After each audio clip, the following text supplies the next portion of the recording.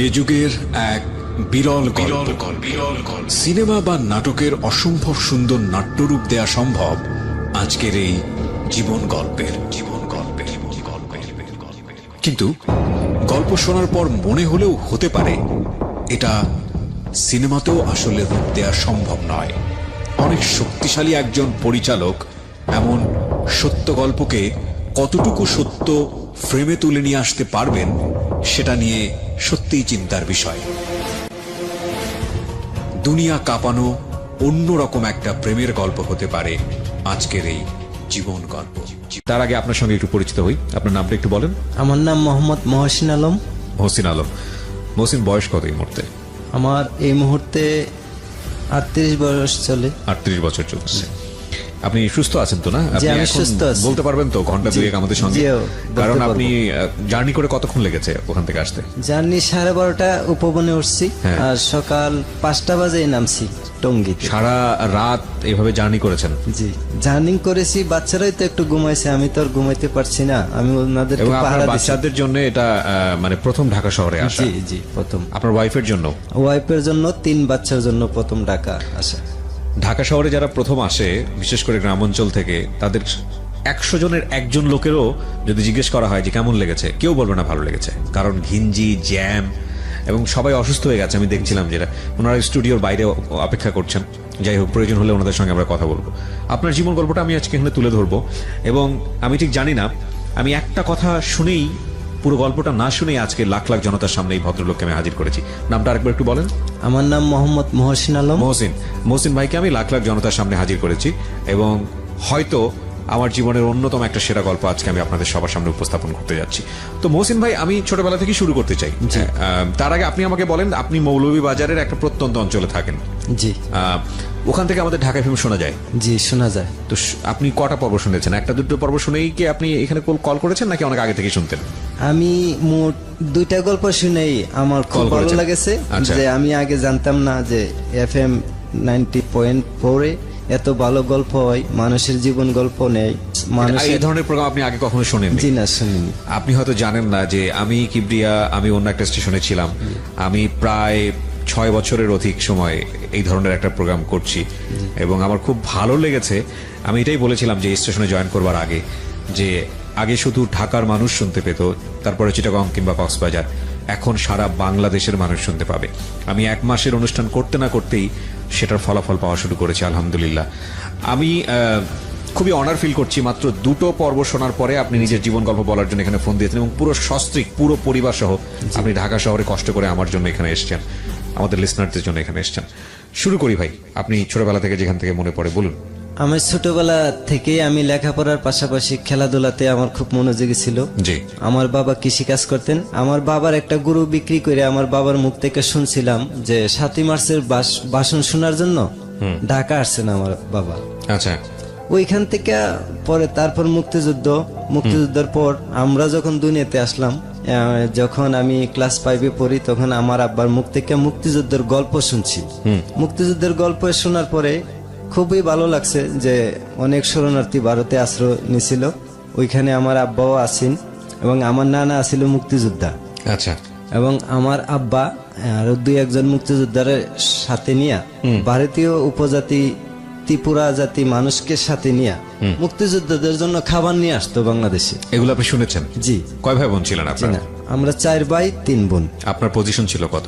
আমার পজিশন 6 নম্বর। ওকে, ঠিক আছে, বলেন তারপর।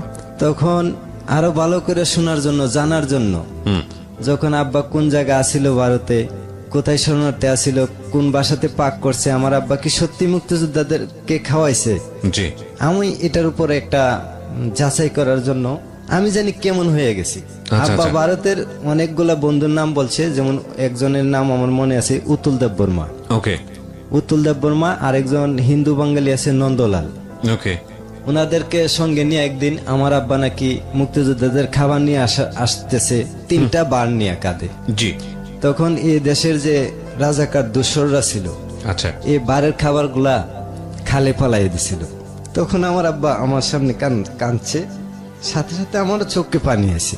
আমি কাঁদলাম, বাবার চোখের পানি আমার চোখ দিয়ে পানি বের করছি। আচ্ছা, তো ওই সময় গল্প বলতে বলতে বাবা কেঁদেছিল, তাই কি? জি জি। ওকে, ঠিক আছে, বলেন তারপর। এভাবে আমি এটা যাচাই করার জন্য মানে আমি পাগল হয়ে গেছি, কোথায় যাচাই মুক্তিযোদ্ধা করার জন্য পাগল হয়েছেন বলতে? মুক্তিযোদ্ধারা কোথায় প্রশিক্ষণ করছে, কিভাবে ভারতীয়রা বাংলাদেশে আশ্রয় দিছে, আচ্ছা এই জন্য আচ্ছা এভাবে খেলাধুলার মাধ্যমে আস্তে আস্তে বর্ডারে যাইতাম। আমি বেশি ক্রিকেট খেলতাম, ফুটবল খেলতাম। তে অবস্থা ইন্ডিয়া বাংলাদেশে আমরা ক্রিকেট ম্যাচ খেলতাম, জি খুব ভালো লাগতো। ইন্ডিয়ান বিএসএফ এক পাশে বৈশা দেখতো, বাংলাদেশের বিডিআর এক পাশে বৈশা দেখতো, আচ্ছা তখন ভালোই লাগতো। এভাবে ইন্ডিয়ার যারা আছে তাদের সাথে আমরা একটা বন্ধু বান্ধব হয়ে গেছে, তার কাটা বেড়া ছিল না তখন। আচ্ছা এইভাবে ওরাও বাংলাদেশে আসে, আমরা যদি কোনো টুর্নামেন্ট রাখা খেলি ওনাদেরকে দাওয়াত করি, ওনারা আসে। আবার ওনারা যদি ভারতে অন্য কোনো উপজেলাতে খেলাধুলা রাখে আমাদেরকে নিত। আচ্ছা। এভাবে একটা বন্ধু কোন ক্লাসে পড়ছেন, মানে ওই সময় কি পড়াশোনা করছেন আপনি? জি, পড়াশোনা করছি। কোন ক্লাসে পড়ছেন? 6-7 হইব। 6-7 পড়ছেন। একটা বিষয় একটু খেয়াল রাখতে হবে প্রিয় শ্রোতা, যে উনি যে এলাকায় বসবাস করেন সেটা মূলত সীমান্তবর্তী এলাকা। আচ্ছা, সীমান্তটার নাম যদি আরেকবার একটু বলতেন। আমার গ্রামের নাম হরিণখোলা। হরিণখোলা। হরিণখোলাই কি সীমান্তবর্তী একদম? জি, একদম সীমানা। ভারতীয় গ্রাম আছে ঈশানপুর। ঈশানপুর আর হরিণখোলা পাশাপাশি। জি। তো দুই গ্রামের ছেলেপেলেরা আপনারা খেলাধুলা করতাম। এতে কোনো সমস্যা হতো না? জি না। আচ্ছা, ইন্টারেস্টিং। ইন্ডিয়া প্লাস বাংলাদেশের দর্শকরা মই মুরব্বী বা সীমান্তরক্ষীরা উপভোগ করত। তখন এভাবে আস্তে আস্তে খেলাধুলা ভালো আগাইতেছি। এভাবে আমাকে দাওয়াত করলো একটা টুর্নামেন্ট খেলার জন্য। ওকে। আমি গেলাম, আমার অতিরিক্ত প্লেয়ার হিসেবে বসাই রাখছে। তারপর তখন আমাদের দলের একজন খেলোয়াড় উপস্থিত না থাকার কারণে অতিরিক্ত থেকে আমাকে খেলায় উঠাইছে। আচ্ছা, কোনো বল করতে দেয় নাই। ওকে। আমি পরপর 4টা বললে 4টা 4 মারি, টুর্নামেন্ট শেষ। মানে ভালো খেলতেন আপনি? জি। ওকে। ভালো খেলা দেখাইছি। তখন ইন্ডিয়ার কিছু ছেলে পেলাই আমার নাম ঠিকানা জিজ্ঞাসা করছে। ওকে। তখন আমি আমার নাম ঠিকানা দিলাম, তো বললো আমাকে একটা টুর্নামেন্ট খেলা দেওয়া। আমি বললাম যে কিভাবে, আমি তো বাংলাদেশি নাগরিক, এই পারমিশন নিব কে? কয় এটা না হয় আমি কথা বলবো বিএসএফ এর সাথে। আচ্ছা ঠিক আছে, যদি হয় এরকম হয় তাহলে পারবো, আর নয়তো আমি পারবো না। আমি কিন্তু এত ভয় পাইতাম, আমাদের বাড়ির কাছে একবারে সীমান্তর লগে ভারতীয় পাকা রাস্তা। জি। এখানে বাস, ট্রাক এবং ভারতীয় সৈনিকদের গাড়ি রাতে দিনে 24 ঘন্টায় চলাচল করত। আচ্ছা। আমি একটা গাড়ি দেখলে অন্তত পক্ষে 100 গজলে দৌড়াই বাংলাদেশের ভিতরে আসতাম, এত বই পাইতাম। পরে বই ভাঙ্গাইলো বন্ধু বান্ধবরা খেলাধুলার মাধ্যমে।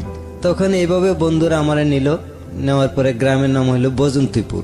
ওই গ্রামের পাহাড়ি একটা মাঠের মাঝে আমরা 15 ওভারের একটা খেলা খেললাম। ওয়ানডেও না, টি20ও না। ওকে। এভাবে ভালো খেলা দেখাইছি। দেখাইতে দেখাইতে আস্তে আস্তে একটা বন্ধুত্বের মতো গড়ে উঠতেছে ছেলেদের সাথে। জি। তখন একদিন আমার খাবারের নিমন্ত্রণ জানাইলো, স্মরণ করে একদিন নিমন্ত্রণ রাখলাম, আমিও খাইলাম, তাদেরকেও আমার বাড়িতে এনে খাওয়াইলাম। আচ্ছা। তখনকার তার কাটা বেড়া ছিল না, যে কোনো সময় যাওয়া আসা করা যেত। তখন আমি একদিন আস্তে আস্তে তার সাথে পরিচয় হওয়ার পরে আমি জিজ্ঞাসা করলাম যে উত্তুল দেব বর্মার বাড়ি কোথায়? ও আমার বাবার বন্ধু। আচ্ছা। তখন বললো যে উত্তুল দেব বর্মার বাড়ি এসে 8 কুমুরা গ্রাম। একটা বাইসাইকেলের পিছনে বসে আমার নিয়ে গেছে। তখন দৌড়াই একজন মুরব্বী মহিলা বেরিয়ে আসলো। ওনার সঙ্গে দেখা করতে গেলেন কেন?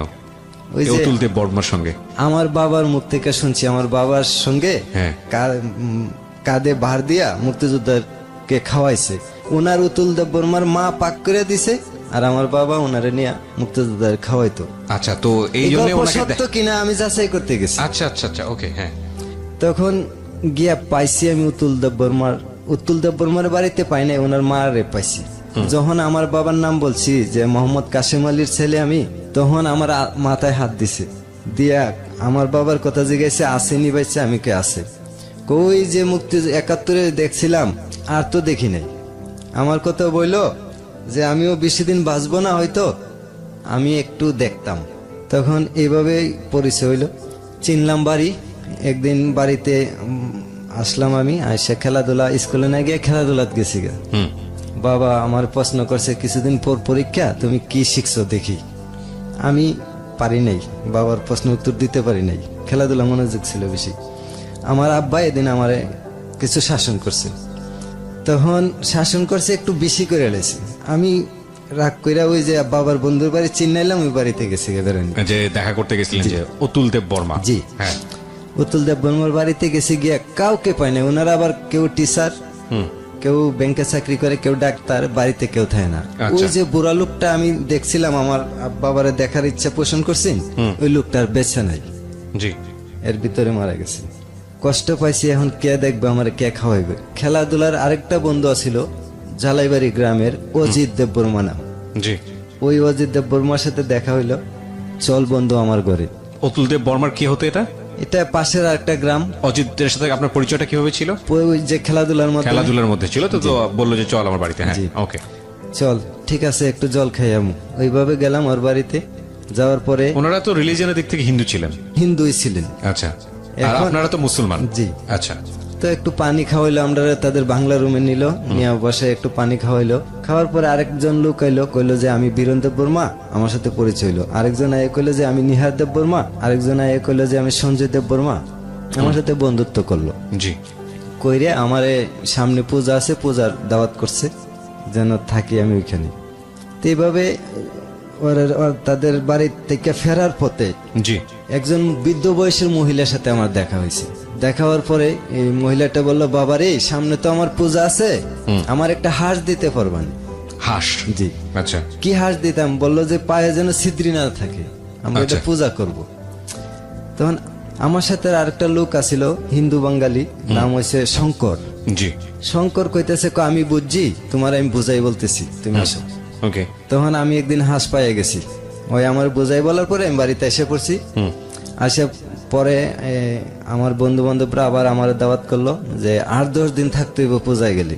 আমি সেই প্রস্তুতি নিয়ে আগে থেকেই বড় বড় তরমুজ লইছি, বাংলাদেশের লাল তরমুজ দেশি। আচ্ছা। দিয়ে আরো 2-3 জন লইছি বাড়া লোক আমার সাথে যাইবে তরমুজ নিয়ে। জি। কছিলা তাদেরকে নিয়েও আমি 10 দিন বেড়াই আছি ওইখানে। 10 দিন ওখানে থাকলেন? জি, বন্ধুদের বাড়িতে থাকতে থাকতে এই বাড়ির থেকে ওই বাড়ি, ওই বাড়ি থেকে ওই বাড়ি, আস্তে আস্তে বন্ধু বান্ধব খালি বাড়তেছে। আচ্ছা। আর খুব আদর করতেছে। আর আমাদের যে বাংলাদেশের যারা শরণার্থী হিসেবে আছেন তাদের খুব প্রশংসা করতেছে, এমুককে চিনো, তমুককে চিনো, যে ফুলমিয়াকে চিনো, আসিমউদ্দিনকে চিনো, অচিনি। ও ওই সময়টাতে শরণার্থী হিসেবে ছিল 71 সময়টাতে? আচ্ছা। ওনারা তো এখন বুড়া হয়ে গেছে, বয়স হয়ে গেছে।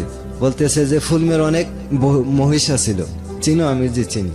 তো এইভাবে আমি যখন তাদের সাথে ভালো আচরণ করি, ওনারাও আমার সাথে ভালো আচরণ করে। আমি যদি ভালো হই, সবই ভালো। আমি এরকম একটা বুঝতে পারছি যে মানুষ দুনিয়ার ভিতরে সবাই ভালো, কিন্তু আমি যদি ভালো হই। তখন আমার বাড়ি থেকে জানাইছে ওনারা নাকি মানুষ মাইরালা, উপজাতি মানুষ, এরা মুসলিম দেখলে মাইরালা, অনেক ধরনের বই বিতি দেখা, কুয়ায় ফালাই দেয়, মা বাপে যেন না যায় এরকম বই দেয়। কিন্তু আমি তো তাদেরকে চিনে আসছি, বিশ্বাস করছি। জি। আপনি গিয়ে দেখলেন পুরোটাই উল্টো, যা বলেছে তার কথা কোনো মিল নাই। তখন ওই হাঁসের ব্যবস্থা হইলো, হাঁস নিয়ে গেলাম। এখন বাবা তুমি যাইবা না, আজকে আমার বাড়িতে থাকবা, আজকে আমার বাড়িতে থাকবা, খাইবা, সকালে তুমি তোমার অন্য বন্ধুর বাড়িতে যাবে। এটা অদ্ভুত সুন্দর একটা জীবন গল্প অপেক্ষা করছে আপনাদের জন্য। আমরা একেবারে ভূমিকাতে রয়েছে জীবন গল্পের। আর যিনি এখানে এসছেন এই মহসিন, তার জীবনের সাথে জড়িয়ে আছে বাংলাদেশ, কিন্তু একইভাবে তার পার্শ্ববর্তী দেশ ইন্ডিয়া, সেই ইন্ডিয়ার সাথেও তার এক অন্যরকম মায়াবন্ধন। দেশকাল সীমানার প্রাচীর ভেদে মানুষ সবচেয়ে বড় সত্য, এই গল্পটাই উঠে আসবে আজকের এই জীবন গল্পে, মনে হচ্ছে তাই। তবে আসলে কোনো বাকি অনুমান করা যায় না জীবন গল্পের কোথায় গিয়ে আমরা থামবো বা কি হতে যাচ্ছে। বড় একটা সারপ্রাইজ থাকবে আজকের এই জীবন গল্পে পুরো বাংলাদেশের যারা শ্রোতা আছেন ঢাকা এফএম এর, তাদের সবার জন্য। সেটা আমি একটু পরেই জানিয়ে দেবো। আশা করছি আমার সঙ্গেই থাকবেন। বলুন তারপর। আমি যখন হাঁস নিয়ে গেছি তখন ওই মহিলাটা বললো যে বাবারে আজকে আমার বাড়িতে থাকো তুমি। তখন আমি ওনার কথা, ঠিক আছে মায়ো, আমি আচ্ছা আপনার কথা রাখলাম, আমি সন্ধ্যার দিকে আসবো খাওয়ার টাইমে। জি। আমি আমার বন্ধু বান্ধব নিয়ে আবার খেলাধুলা মারতে উঠলাম পাহাড়ের উপরে। বিকাল যখন সন্ধ্যা যখন গনায় আসলো, তখন বন্ধু বান্ধবের সাথে ওই বাড়িতে চলে আসি আবার। তখন রাত্রে ওনারা আমার খাবার দিল, আতপ চালের ভাত, জুম দানের ভাত, আর দিল মাছ। ওকে। হাঁসের মাংস আমি খাই নাই। জুম চাষ মানে পাহাড়ে যেটা হয় আর কি। জি, জি। ওকে। হ্যাঁ।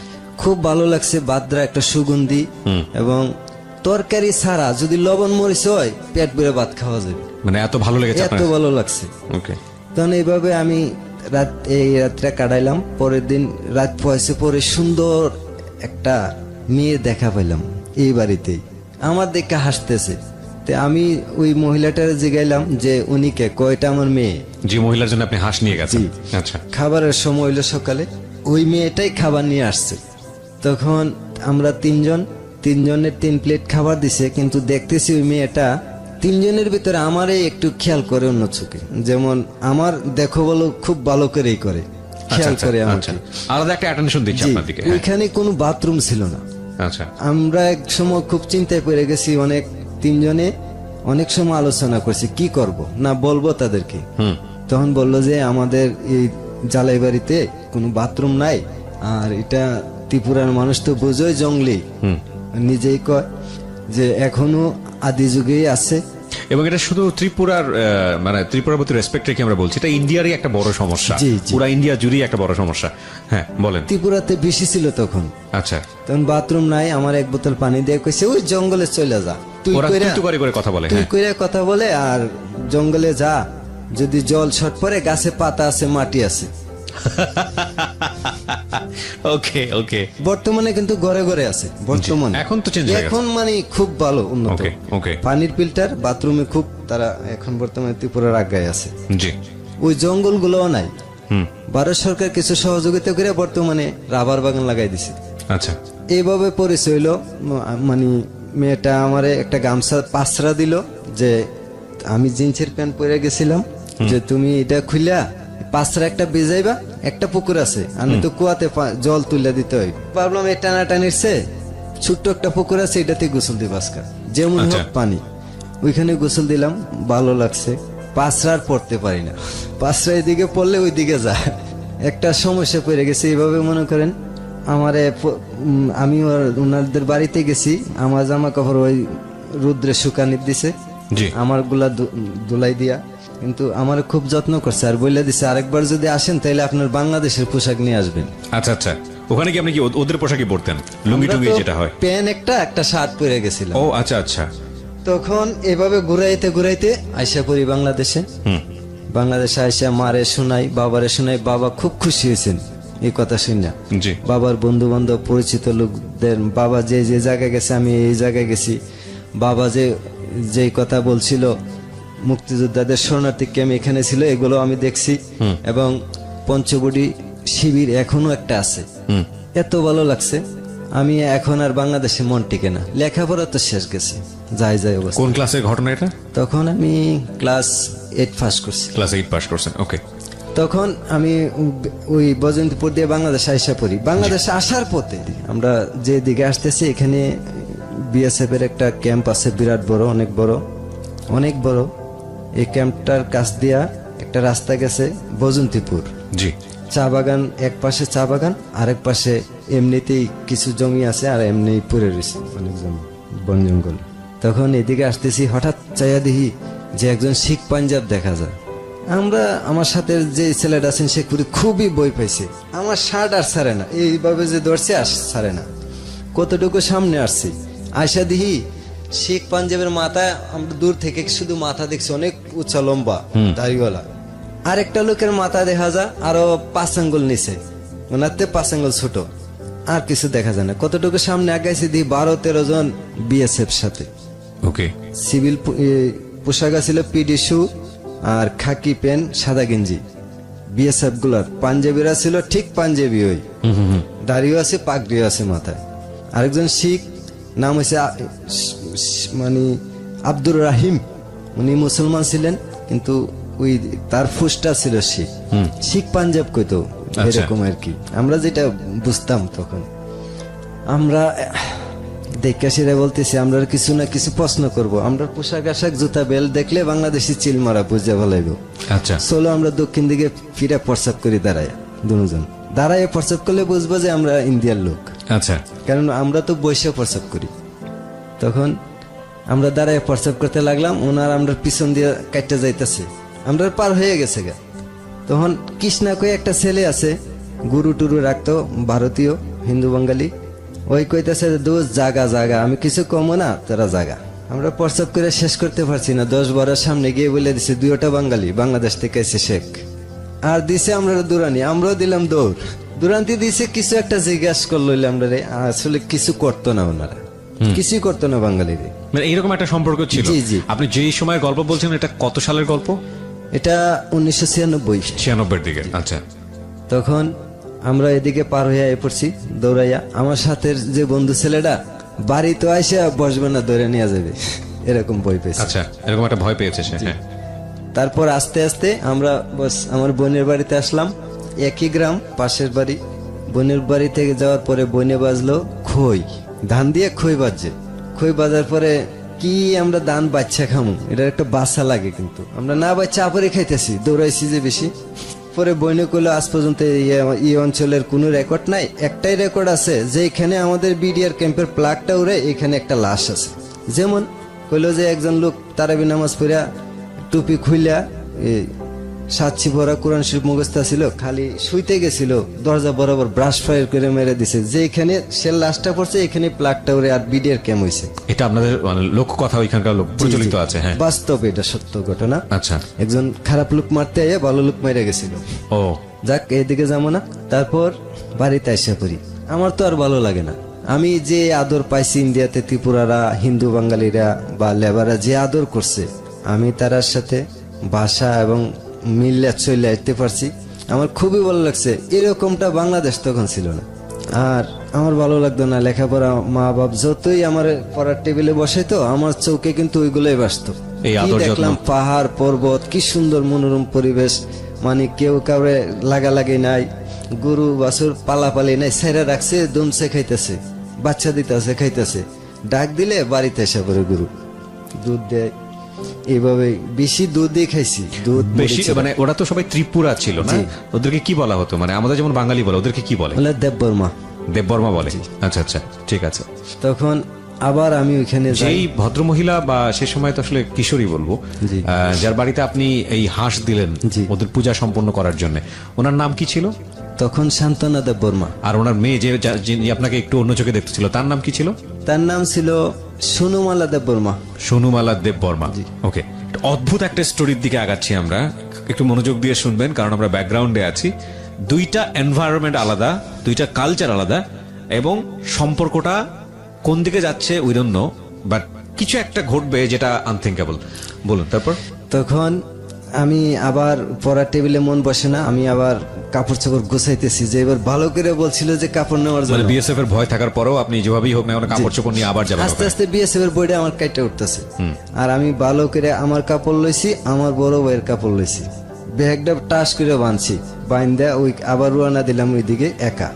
যাইতে যাইতে যাইতে যাইতে কিছুক্ষণ ভিতরে গেলাম, একটা ডিপ কল আছে ভারতের, 16-17টা মুখ দিয়ে একবারে পানি আসে, এখান থেকে পানি খাইলাম, মিষ্টি পানি।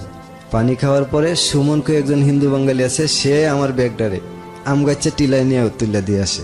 তখন আমি টিলাটা, বাকিটা পাহাড়, একটু মরুভূমির মতো, ঘরবাড়ি নাই।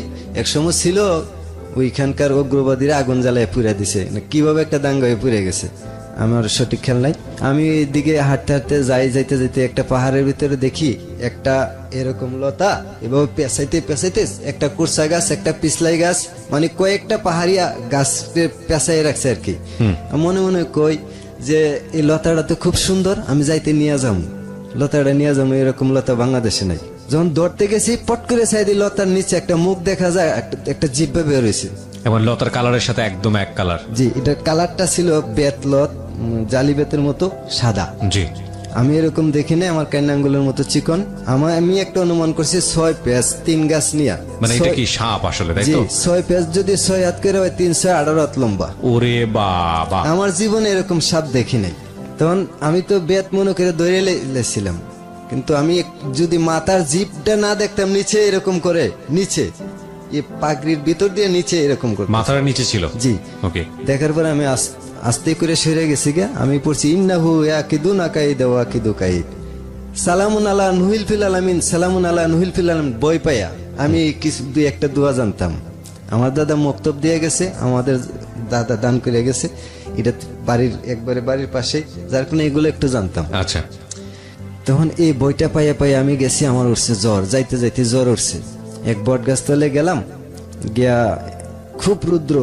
আপনার বাড়ি থেকে ওই ভদ্রমহিলার বাড়ি কতদূর ছিল? 4 কিলোমিটার। 4 কিলোমিটার। এগুলো হেঁটে যেতে হতো? জি, পাহাড়ের উপর দিয়া। বট গাছ তলে বসলাম, খুব পানি জানে চাইছিল আমার, বয়ের ছুটে জ্বরও আইসা পড়ছে শরীরে, কিন্তু পানি না। বট গাছের তলে 15 মিনিট বহার পরে পানির কাজ হয়ে গেছে বট গাছের ছায়া, এত মিষ্টি ছায়া বট গাছের, বড় বট গাছের। যাক, একটু ঠান্ডা হওয়ার পরে হাঁটতে হাঁটতে যাইতেছি, একটা টিলা নামতেছি, পাহাড়। এগুলো থেকে আশেপাশে কোনো লোকজন নাই না? জি না।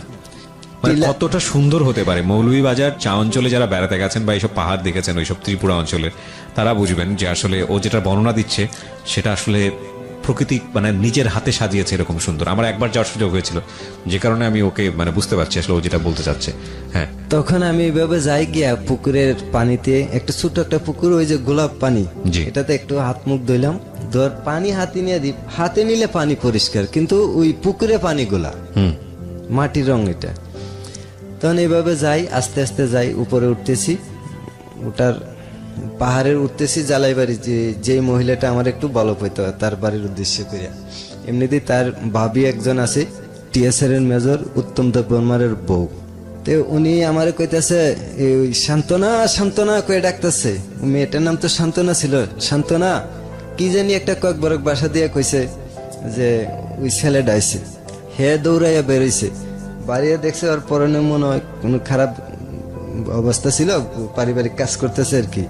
সে মাথাটা একটু বের করে জানলা দিয়ে, দক্ষিণের জানলা দিয়ে মাথাটা বের করে আমার দেখলো, দেখে আমার হাত দিয়ে ডাক দিছে, আইসা পড়ো, সমস্যা নেই। আমি ঘরে গেছি, গিয়া মারে পাইছি, ওই যে মাটির ঘর তো, লেপা দিতেছে। মা কেমন আছেন? বালা। বালা বাবা, তুমি ওইলে কেমন আছে? আমিও ভালো আছি।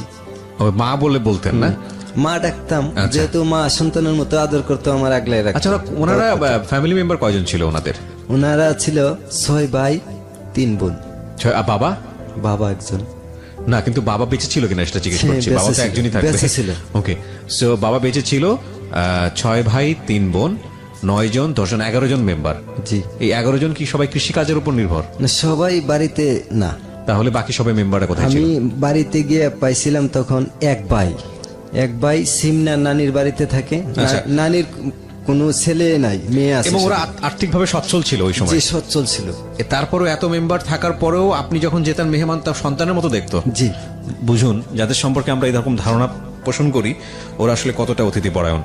যাই হোক, তারপর ওই ঘরের পুরুষ লোকটার নাম ছিল হরে কৃষ্ণ দেব বর্মা। আচ্ছা। ওনার 116 বিঘা জমি ছিল। ওরে বাবা, ওকে, তাহলে আর কি লাগে? উনি দানবীরও ছিলেন, মানুষের ভালোবাসতেন, এমনি দিয়ে দিতেন। অনেক বাঙালি আছে এমনি এখনো করে খেতেছে ওই ওনার জমিগুলা? জি জি। আচ্ছা। উনি এখন নাই, বর্তমানে নাই, চলে গেছেন। আমাকে যখন ডাকলো তখন আমি গেলাম, মা কেমন আছেন?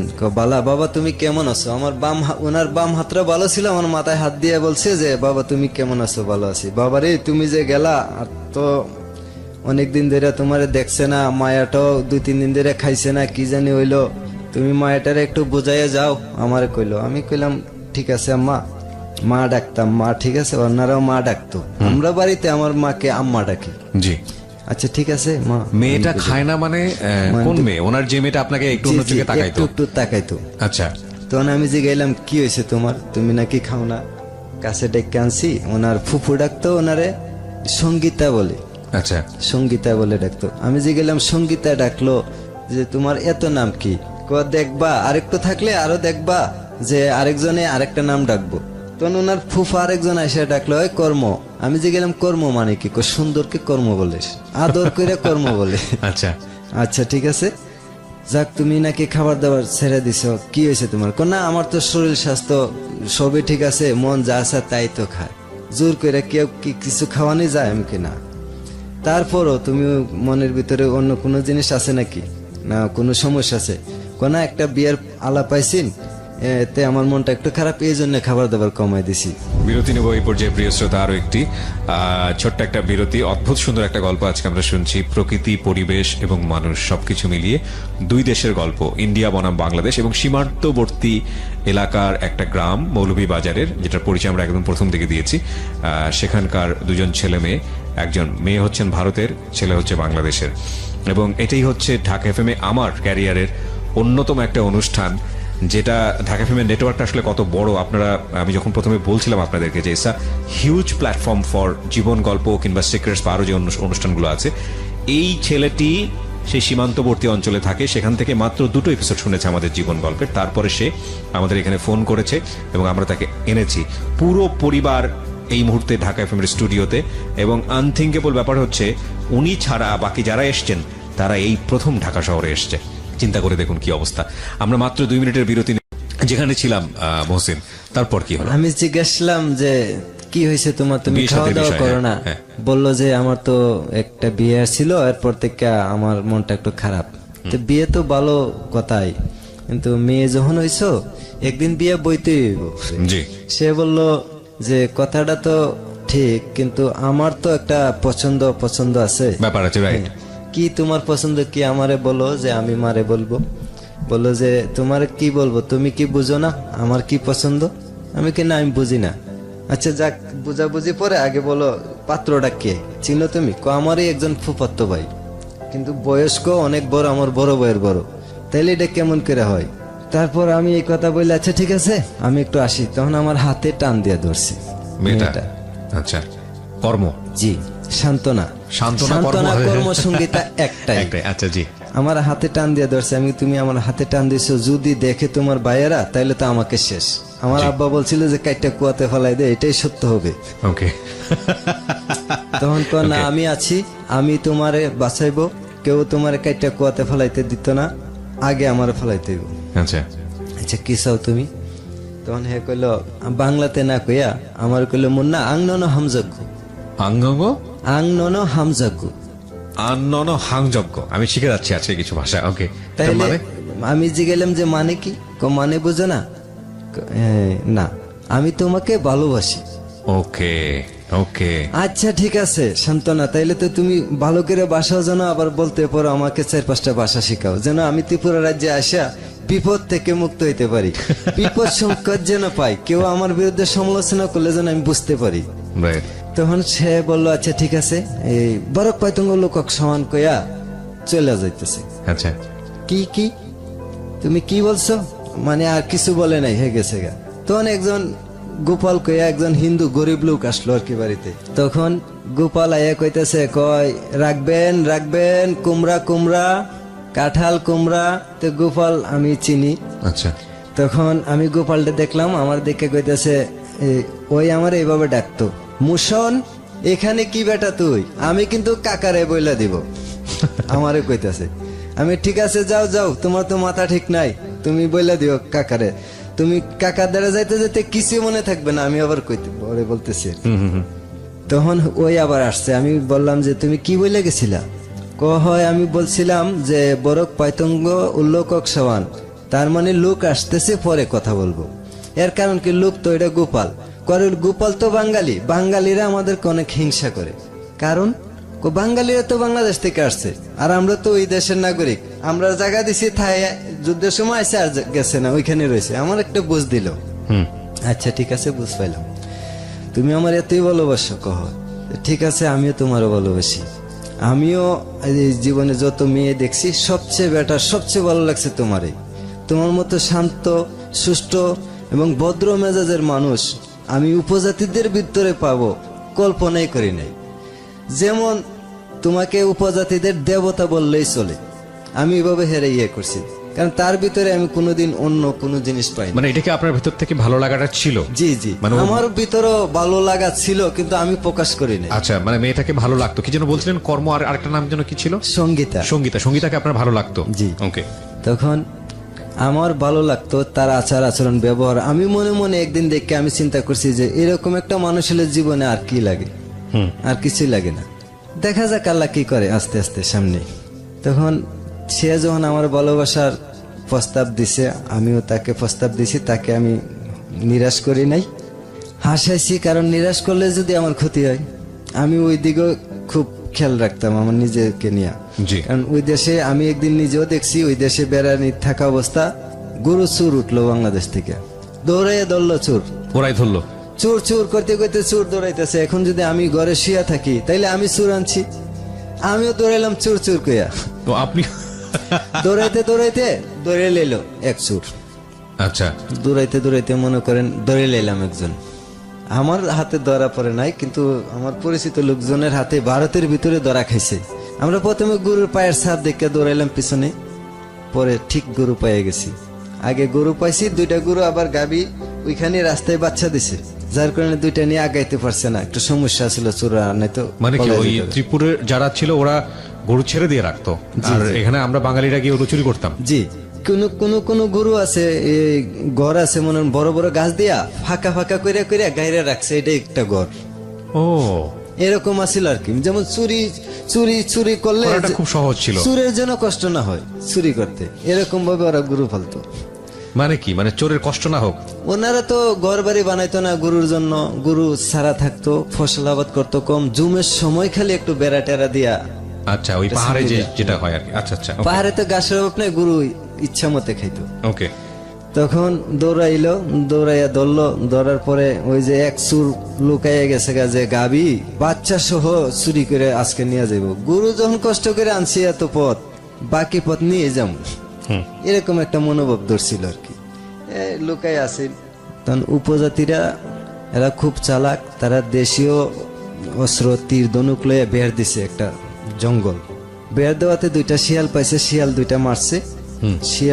দুইটা মারছে, মারা একজনের দুইজনে কইরা এর মধ্যখানে ঝুলাইয়া বাইন্দা পাও দিয়ে ঝুলাইয়া বস লইয়া যাইতেছে।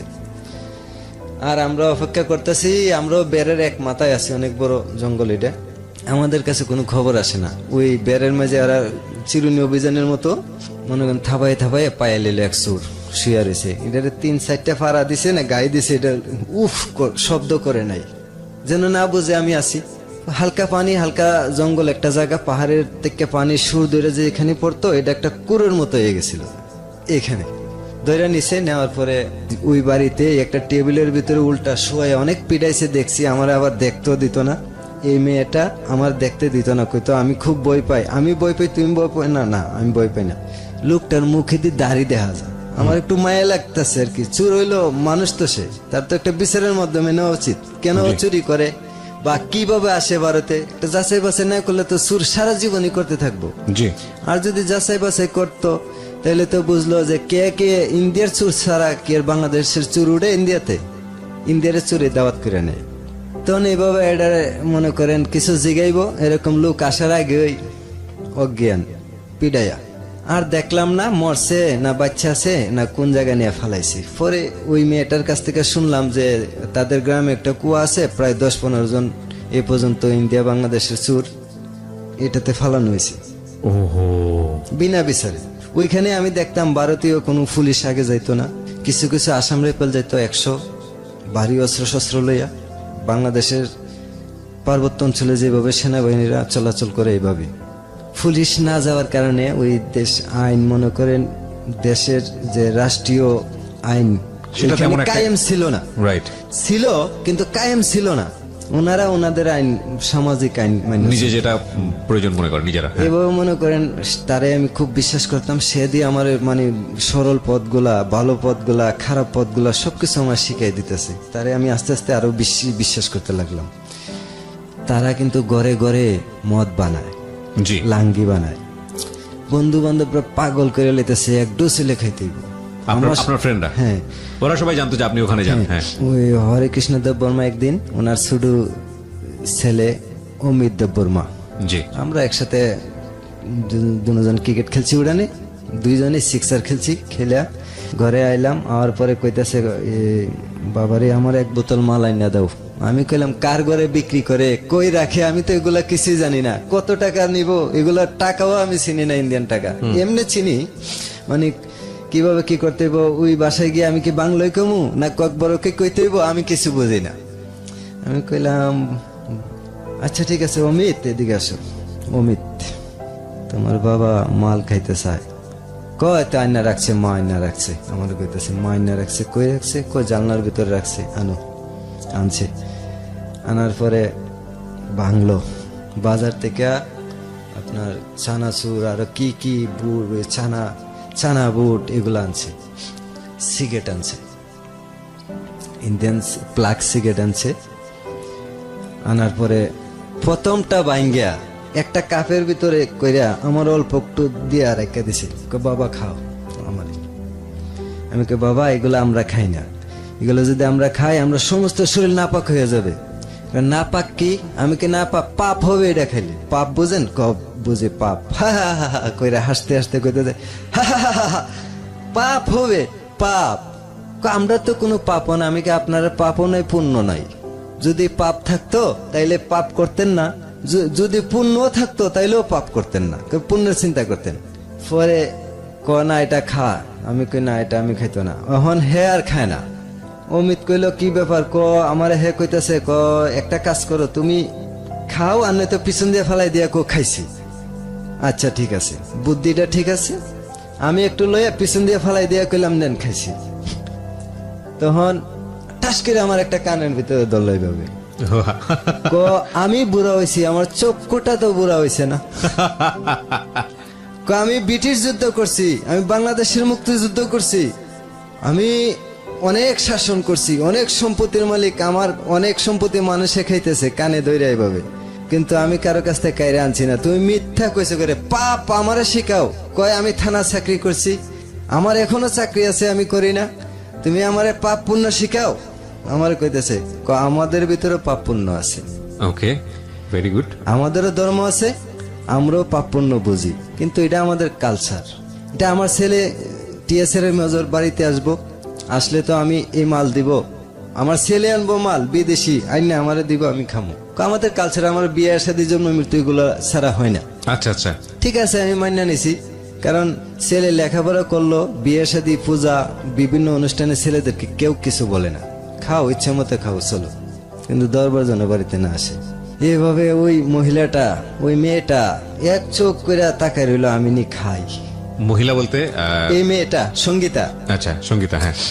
আমি নি একটু খাই, এরকম করতে করতে সে খায় না খায় না খায় না, খুব কষ্ট পরে যে গেলাম কি করতাম, কয় কি করবা, মুখটা দিয়ে একটু জিব্বাত লাগাই দাও। আমি একই তো হইলো, মানে আপনি না খাওয়ানো তো উনি খাচ্ছে না, এরকম না কি? হ্যাঁ খাচ্ছে না, না আপনাকে খাইতে হবে, এটা ওদের কালচার।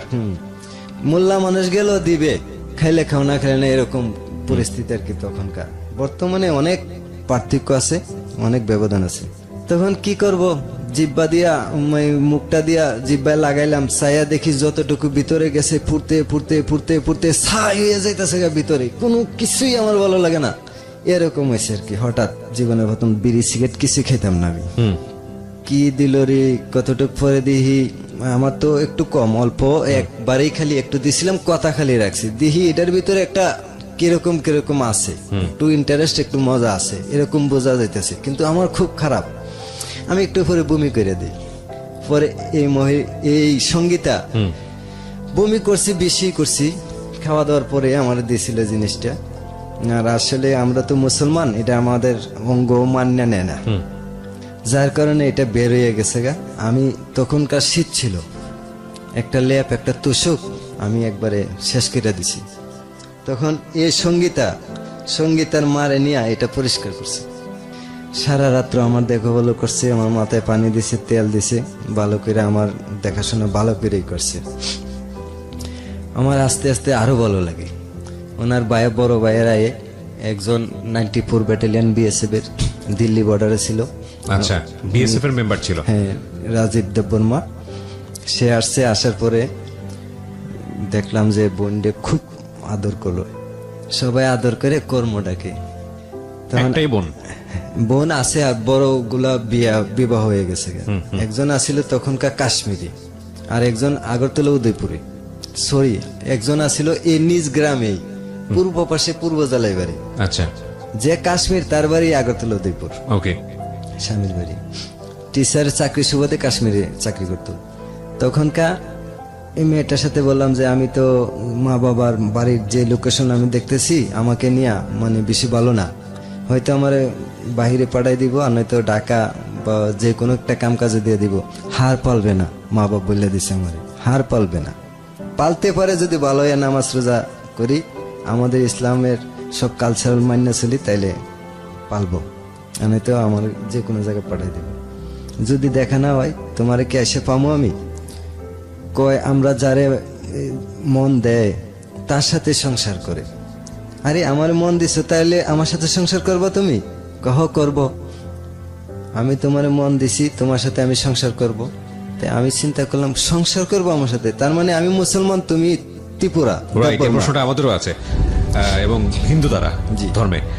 দেখেন, দুটো দেশ আলাদা, দুটো সংস্কৃতি আলাদা। আমার আপনার মতো শিক্ষাগত যোগ্যতাও যদি বলি সে অর্থে ওদের নেই, কিন্তু দুটো সংস্কৃতির মানুষ আলাদা হয়ে, দুটো সীমান্ত আলাদা হয়ে, দুটো কালচার আলাদা হয়ে এই দুটো মানুষকে আমরা কোথায় দেখতে যাচ্ছি কিছুক্ষণ পরে, সেটাই হচ্ছে আজকের এই জীবন গল্প। Unthinkable story ever in my life time, believe me. আমি ছোট্ট একটা বিরতি নেব, মাত্র কয়েক মিনিটের বিরতি। ঠিক রাত 12টায় আমি আরজে কিবরিয়া আবারও ফিরে আসছি। আমাদের এখানে এসছে মহসিন, সেই মৌলভীবাজারের প্রত্যন্ত একটি গ্রাম থেকে সে এসছে। কি যেন বলছিলেন গ্রামের নাম? হরিণখোলা। হরিণখোলা। আর আমার গ্রামের নাম। উপজেলা? আমার উপজেলা মাধবপুর, জেলা হবিগঞ্জ। হবিগঞ্জের সে হলো মাধবপুরের হরিণখোলা গ্রাম থেকে এসছে, একদম সীমান্তবর্তী, ভারত সীমান্তবর্তী একটা গ্রাম, সেখান থেকে এসছে, একবারে প্রত্যন্ত অঞ্চল থেকে। আমরা তাকে নিয়ে ফিরছি ঠিক রাত 12টায়। জীবন গল্প, জীবন নাটকের চেয়েও নাটকীয়। জীবন গল্প।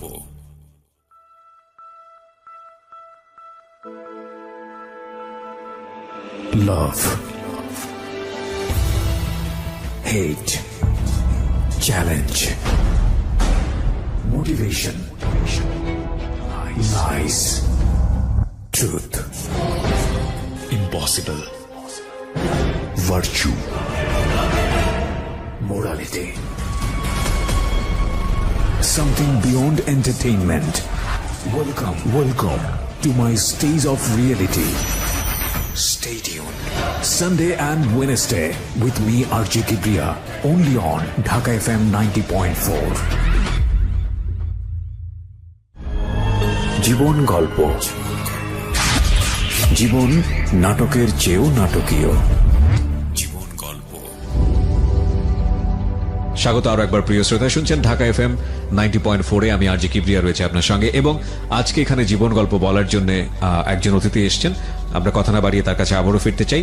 তিনি হচ্ছেন মহসিন। আর আরেকটি বিষয় যেটা হচ্ছে, মহসিন এবং মহসিনের পুরো পরিবার কিন্তু আমাদের স্টুডিওতে আছে। আমরা প্রয়োজনে তার পরিবারের সঙ্গে কথা বলবো। এবং মহসিনকে আপনারা যদি দেখতে চান, চলে আসবেন আমার ফেসবুক পেজে। ফেসবুকের ঠিকানা www.facebook.com/kibriya.rj, KEBRIA.RJ, পেজটি আরজে কিবরিয়া নামে আছে। প্লিজ লাইক দিয়ে অ্যাক্টিভ থাকবেন, এবং একই সাথে আপনারা ঢাকা এফএম এর পেজটিতেও আসতে পারেন। জি, যেখানটায় আমরা ছিলাম। তো তোমার সাথে আমি সংসার করব, রাইট। আরে কিভাবে করা যায়? আমি তো মুসলমান, তুমি তো উপজাতি, দেববর্মা এবং হিন্দু ধর্ম পালন করো। আমি বলছিলাম যে এটা কি, কয় এটা দেবতা, যে দেবতার রুমে কি আমারে তুমি রাখবা? আমি তো আমার যখন নামাজ পড়ার সময় আমি যদি একটা কোনো কিছু মানে আমার একটু ভয় ভয় লাগে, আমি জীবনে এগুলো দেখি নাই। তখন সে বলল যে আচ্ছা ঠিক আছে, মানে এটা কোনো সমস্যা নাই। যেমন তোমার মসজিদ দেখলে আমি সালাম করি, তা আমার মন্দির দেখলে মুসলমানরা সালাম করে। ভারতে আগরতলা দেখছি এরকম বলতেছে, আগরতলা অনেক মুসলমান আছে।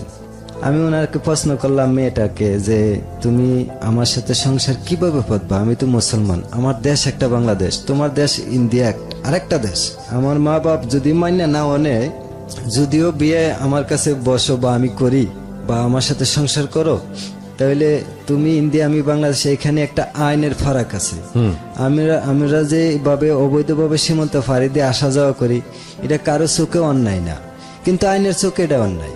আইনের চোখে অন্যায়। ৭১-এর মুক্তিযুদ্ধের পরে যেভাবে এই দেশের শরণার্থীরা আসা যাওয়া করতো, ঠিক ২০০৪ পর্যন্ত আমরা এইভাবে আসা যাওয়া করছি। খুব ভালো লাগছে, খুবই একটা মিলমিশা ছিল আমরা পার্শ্ববর্তী ইন্ডিয়ার সাথে। রাইট, প্রেক্ষাপট অনেকখানি চেঞ্জ হয়ে গেছে, সেটা আমরাও জানি। তারপরে কি বললো মেয়েটা, কি বললো?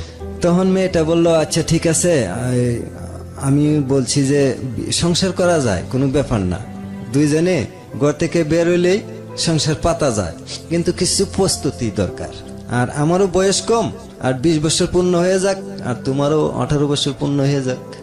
কারণ ২০ বছর আগে বাংলাদেশের কোডে বিয়ে করাবে না। আমরা যদি গোপনে কোনো কাজের কাছে যাই, টাকা খাইয়ে হয়তো বিয়ে করবে, কিন্তু সে রেজিস্টার করবে না।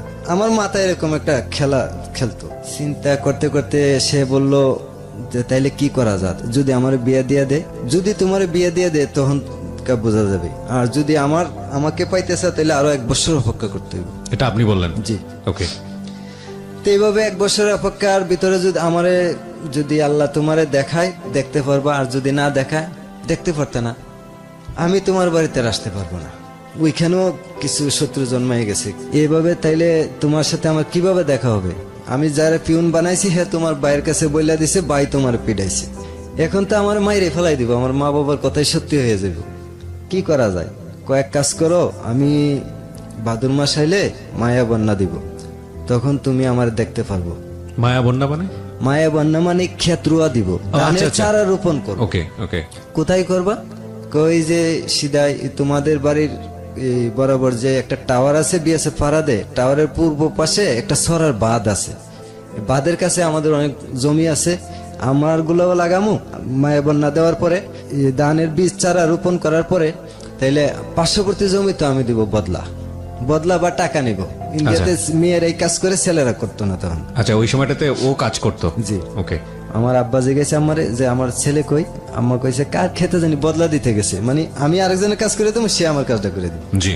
এইভাবে ওইখানে গেলাম, যাওয়ার পরে সুদন কাকারে কইলাম যে কাকা আমারে কত টাকা দিবেন? 30 টাকা করে দেব। আমি 30 টাকা দিবেন? আমাদের বাংলাদেশে 20 টাকা, আপনি 30 টাকা দিবেন? আমরা আগে শুরু করলাম রুয়া। আমি একটা ছেলে নিয়েছি বাংলাদেশ থেকে, শেখ ফরিদ, ওই শেখ ফরিদ রে নিলাম। জি। একজন গার্ড না থাকলে বা সঙ্গী না থাকলে ভালো লাগে না। নিলাম, নেওয়ার পরে আমরা সুন্দর করে আওলা লাগাই, মানে ডোর ছাড়া, সুতা ছাড়া, লাইন ছাড়া, যে যেমনি পড়ো লাগাই যাও। লাগাইতেছি, হঠাৎ করে দুই পাল বাংলা ভাষার চিঠির একটা কথা বলি আমি। একদিন আমার একটা চিঠির উত্তর দিছিল যে আমি জিজ্ঞেছিলাম তুমি কেমন আছো, পরীক্ষা তোমার কেমন হয়েছে, কি আসো বিষয়। সে প্রতি উত্তরে আমারে বলছিল যে মুন্না, পত্রের প্রথমে আমার প্রাণ জ্বালা ভালোবাসার প্রীতি ও শুভেচ্ছা নিও। আশা করি আল্লাহর কৃপায় ভালো আছো, আমিও ভগবানের কৃপায় এক প্রকার ভালো বলতে পারি। আর পরীক্ষার কথা জানতে চেয়েছিলে, স্যারে যদি আমার প্রেমের গল্প লিখতে দিতে তাইলে সবচেয়ে বেশি নাম্বার পেতাম। মানে এক একটা চিঠি যদি আমি 100 বার পড়ি আমার তৃপ্তি মজদ না। Beautiful, awesome story, awesome story. Okay. তখন আমি বইলা দিলাম যে আর তো আমার দেখা পাইবা না, আমি তো আর 10 দিন 12 দিন রুয়া, তারপর শেষ। তারপর তুমি তোমার দেশে, আমি আমার দেশে, কি করা যায়? তুমি কি আমাকে সত্যিই চাও? তুমি আমার বিয়ে করবা? করবো। আমরা যারে প্রেম করি তারে বিয়ে করি। ঠিক আছে, তখন আমার সাথে যে প্রেম করছে বিয়ে করবা? করুম। আমি তো মুসলমান, তুমি যে ত্রিপুরা, তা কি হয়েছে? আমি তোরে বিয়ে করব, তুমি যে মুসলমান হইতেইব। তখন সে বলল হ্যাঁ ঠিক আছে, আমি মুসলমান হইব। তুমি মুসলমান হইলে তোমার মা বাবা যদি জানে তোমার কি জবাব, তোমারে কি করব? তুমি মুসলমান হইবা, আমার বিয়ে করবা, আমি তোমার কইলে যাবো তোমার দেশে। তখন আমি মনে মনে চিন্তা করলাম তুমিও কাজ জানো, আমিও জানি, যদি তোমার বিয়ে করি কিন্তু ঠেকবো না। বয়স কম হইতে পারে কিন্তু ঠেকবো না, মা বাপ মান্যা না নিলেও ঠেকবো না। দুইজনে মিলে জমিতে কাজ করব। হ্যাঁ, দুজনে মিলে কাজ করব। ঠিক আছে, রাজি আছো? হ্যাঁ রাজি আছি। আমারে বলতেছে মুন্না তুই ঘরে বসে বসে থাকবি, আমি তোরে কাজ করে খাওয়াইবো, আমি তোর মা বাবারে খাওয়াইবো কাজ করে, তুই শুধু বসে বসে দেখবি। ওরে বাবা! তখন আমি ওকে জিগাইলাম যে তুমি আমার কতটুকু ভালোবাসো? তখন একটা গান গাইয়া শুনেলো আমারে যে ভালোবাসা যত বড় জীবন তত বড় নয়, তোমায় নিয়ে 1000 বছর বাঁচতে বড় ইচ্ছে হয়। খুব মধুর কণ্ঠ, খুব তখনকার খুব কম ভালো আছিল, তখনকার যুগে গানটাও খুব মানানসই ছিল। আমি গানও জানি, মনে মনে বলতেছি সবই তো সে জানে, জ্ঞানটা একটু কম। আমি যতটুকু চিন্তা করছি আইন সম্বন্ধে, দেশ সম্বন্ধে, জাত ধর্ম বর্ণ, সে কিছুই চিন্তা করে না। সে শুধু চিন্তা করছে আমার কিভাবে পাইতো, আমার কাছে সে বিয়া বসতো প্লাস সংসার করতো। এটাই লাইফ, এটাই লাভ। আমরা একটা ছোট্ট তখনকার সে আমার কথাতে আমি তাকে যেভাবে যুক্তি দিছি যে তুমি জাত ছাড়তে হইব, দেশ ছাড়তে হইব, মা ছাড়তে হইব, বাবা ছাড়তে হইব, তো ভালোবাসার টানে সবকিছু ছেড়ে আমার কাছে যাইতে হইব নতুন আরেকটা জীবনে গিয়া। তুমি এখন যেভাবে জংলার সারা হরিণ, যখন তুমি খাঁচায় আটকাইয়া যাইবা তখন তুমি বুঝতে পারবা দুনিয়া কিভাবে চলে। তখন সে কইতাছে আমি সবকিছু মান্যা নিব, আমার বুঝাইতেছে তার বাসা দিয়ে, সে বাংলা জানতো না, যে আসলে আর নির্গুণে দেশ থাক না, আমি তোর দেশেই যাব। ঠিক আছে, তে কবে? আজকে, এখনই। আমি কিনা এখন না, একটা প্রস্তুতি নাও। তখন ঠিক আছে, কালকে কালকেই দেখা করব। আচ্ছা ঠিক আছে। আজকে আমরা দুজন, সন্ধ্যা হইলো, বৃষ্টিও শেষ হইলো, ওরা আর কাজে আইলো না, ওরা ওরার পথে গেছে, আমরা আমার পথে আই পড়ছি, যার যার বাড়ি গেছে। পরের দিন কইছে যে বাদে দেখা করতাম। বাদে গেলাম, যাওয়ার পরে আমি ওই আসে নাই। আমি মনে মনে বলছি আরে জংলার পশু কে আর পালা মানে, পোষ মানে ওই তো এত আশা ভালোবাসা দিয়া আমারে বুঝায়, আজকে আমারে বাদের পাগল করে বাদে বসাইয়া সে নাই। যা, অপেক্ষা করতে করতে 1000 মশার কামড় খাইলাম। মশা কামড়া না কি কামড়া বুঝি নাই আসলে। তখন আমি আসা পেলাম বাড়িতে, আইসা মনে মনে সারা রাত আমি খাইলাম না, খালি রাতে কাঁদলাম ওর জন্য। আচ্ছা, কাঁদলাম। আমার আম্মা এদিকে কইতেছে, বাবারে এইভাবে কাঁদতেছিস কেন, কে মারছে, কে কিসে, কি হয়েছে, আমারে কো, মারে কো। মা, আমার মাও আমার সাথে কাঁদে। আমি বললাম, না মা, এমন একটা জিনিস কাউকে বলা যাবে না, আমি তো মা এমন একটা পরীকে ভালোবাসি, পরী, এ পরীকে দেখছেন জীবনে? আম্মা কইল যে না পুত, পরীর গল্প শুনছি কিন্তু দেখি নাই। আমি আম্মা পরীর সাথে প্রতিদিন দেখা করি আম্মা, আমার তো পরী কোথায় জানি নিয়ে যায়, আমি কিছু বলতে পারি না। এরকম পরী আমার জীবনে দেখি নাই মা। কি থাইল্যান্ড, সিঙ্গাপুর, বিভিন্ন দেশের নাম বলে মানুষের, আমি তো মা যে পরীর দেশে গেছি, মা তো ভাববে যে পাগল হয়ে গেছে ছেলে। তখন আমারে প্রাথমিক একজন মমিন মুন্সি আছেন, একটা তাবিজ দিছে, কিছু পানি পরে খাওয়াইছে, আব্বা আইতুল করছি, সূরা পইরা, অনেক কিছু পইরা, যে জিন সূরা পড়ে হাত ধরছে। পইরা, হ্যাঁ আমার ফুটো দিছে। কিন্তু আমি তো কইতাছি না, ঠিক মা, আমি একজন ফরিককে ভালোবাসি, পরীর সাথে আমার প্রেম, পরী আমার অনেক জায়গা নিয়ে যায়, কিন্তু একদিন আম্মা আপনাকে দেখাবো। তো যা দেখাইছে, আমি কই ওই আমার রোগ ভালো। মা যখন কইছে দেখাইস, ঠিক আছে। আমি রাইতে আর ঘুমাইনি, আজান দিছে ফজরের। আমার একজন শিক্ষক আছেন আমার পাশের, আমার বেডে থাকতো, সে আমার নামাজে নিছে, নামাজ পড়তাম, আমি উজু করে নামাজ পড়ছি, আমি দাঁড়াই রয়েছি, সে সেজদা দিতেছে, উঠতেছে, রুকুত যাইতেছে, আমার তো খেয়াল নাই। হঠাৎ করে সাইডে সে বলতেছে, আসসালামু আলাইকুম ইয়া রাহমাতুল্লাহ। তখন আমি টপ করে বললাম, বইয়া, সে নামাজের ভিতরে আপনার সেন্সটা আসতেছে না। সে বুঝতে বললো যে আমি তো আসলে নামাজ পড়ি নাই, আমি তো জাস্ট দাঁড়াই রয়েছি। সে আরেকজন আকামত দিছে, দুইজন নামাজ পড়তেছে, আমি দাঁড়াই রয়েছি, ফজরের নামাজ। তখন আমার তো ফোন দিয়ে আটতেছি, কালকে কথা দিয়া কথা রাখলো না, আজকে কি আমি বাড়িতে যাবো গা? না, বললাম যে তোমার মতো মানুষ আমার দরকার নাই, বা তোমার কি সমস্যা হয়েছিল আগে বুঝিয়া বললে দিতাম, যে তুমি যদি আমার না চাওতে দাও, আমি আর আমার জীবন নিয়ে খেলামেলা করবো না। আমি এই ধরনের একটা চিন্তা ভাবনা করতেছি, তারপর মন মানে না। সকালবেলায় গেলাম, গিয়ে বড় এক গাছের উপর উঠলাম বাংলাদেশে, ওইটা কিছুই দেখা যায় না। সকালবেলা পাহাড়ের উপরে কিছু দেখা যায় না। তারপর দেখলাম হঠাৎ করে এই সকালবেলা ফজরের আজানের সকাল হয়ে গেছে 10টা বাংলার, ইন্ডিয়ার 9:30। তখন দেখলাম যে একটা লোক আইতেছে, ওই রকম ওই মেয়েটার মতোই লাগে, 2-3টা মেয়ে আইতেছে। 3 জন আসছিল এদিন, একজন নাম জানি না, একজন কবিতা দেববর্মা, আর একজন সেই। আমিও রাস্তা আগাইতে থাকলাম।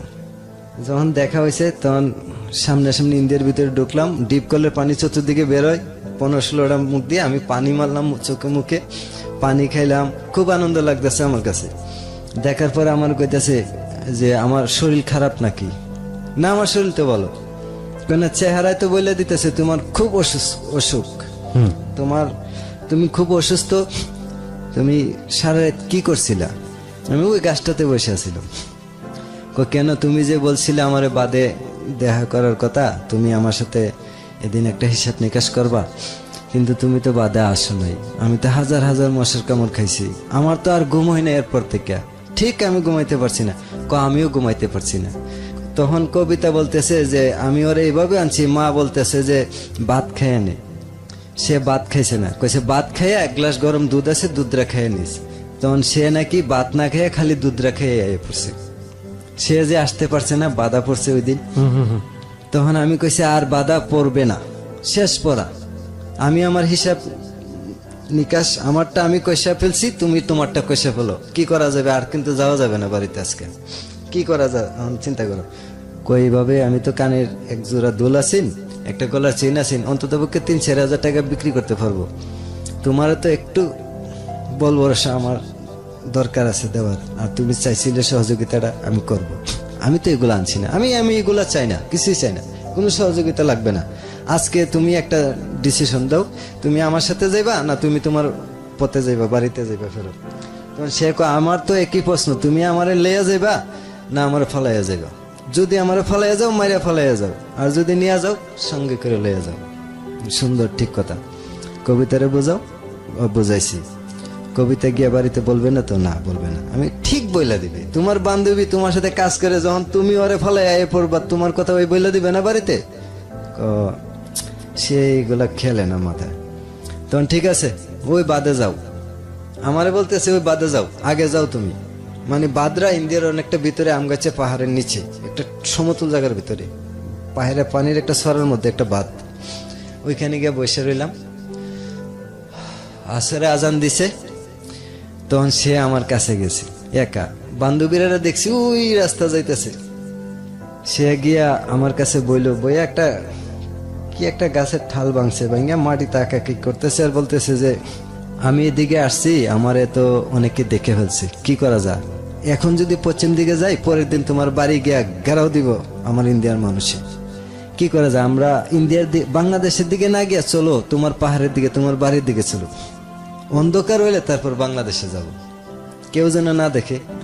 তুমি এইভাবে এই জায়গা হাইটা যাও, আমি ওই দিকে এই জায়গা যাই, দুইজনে এক জায়গায় এমুক জঙ্গলে দেখা করবো।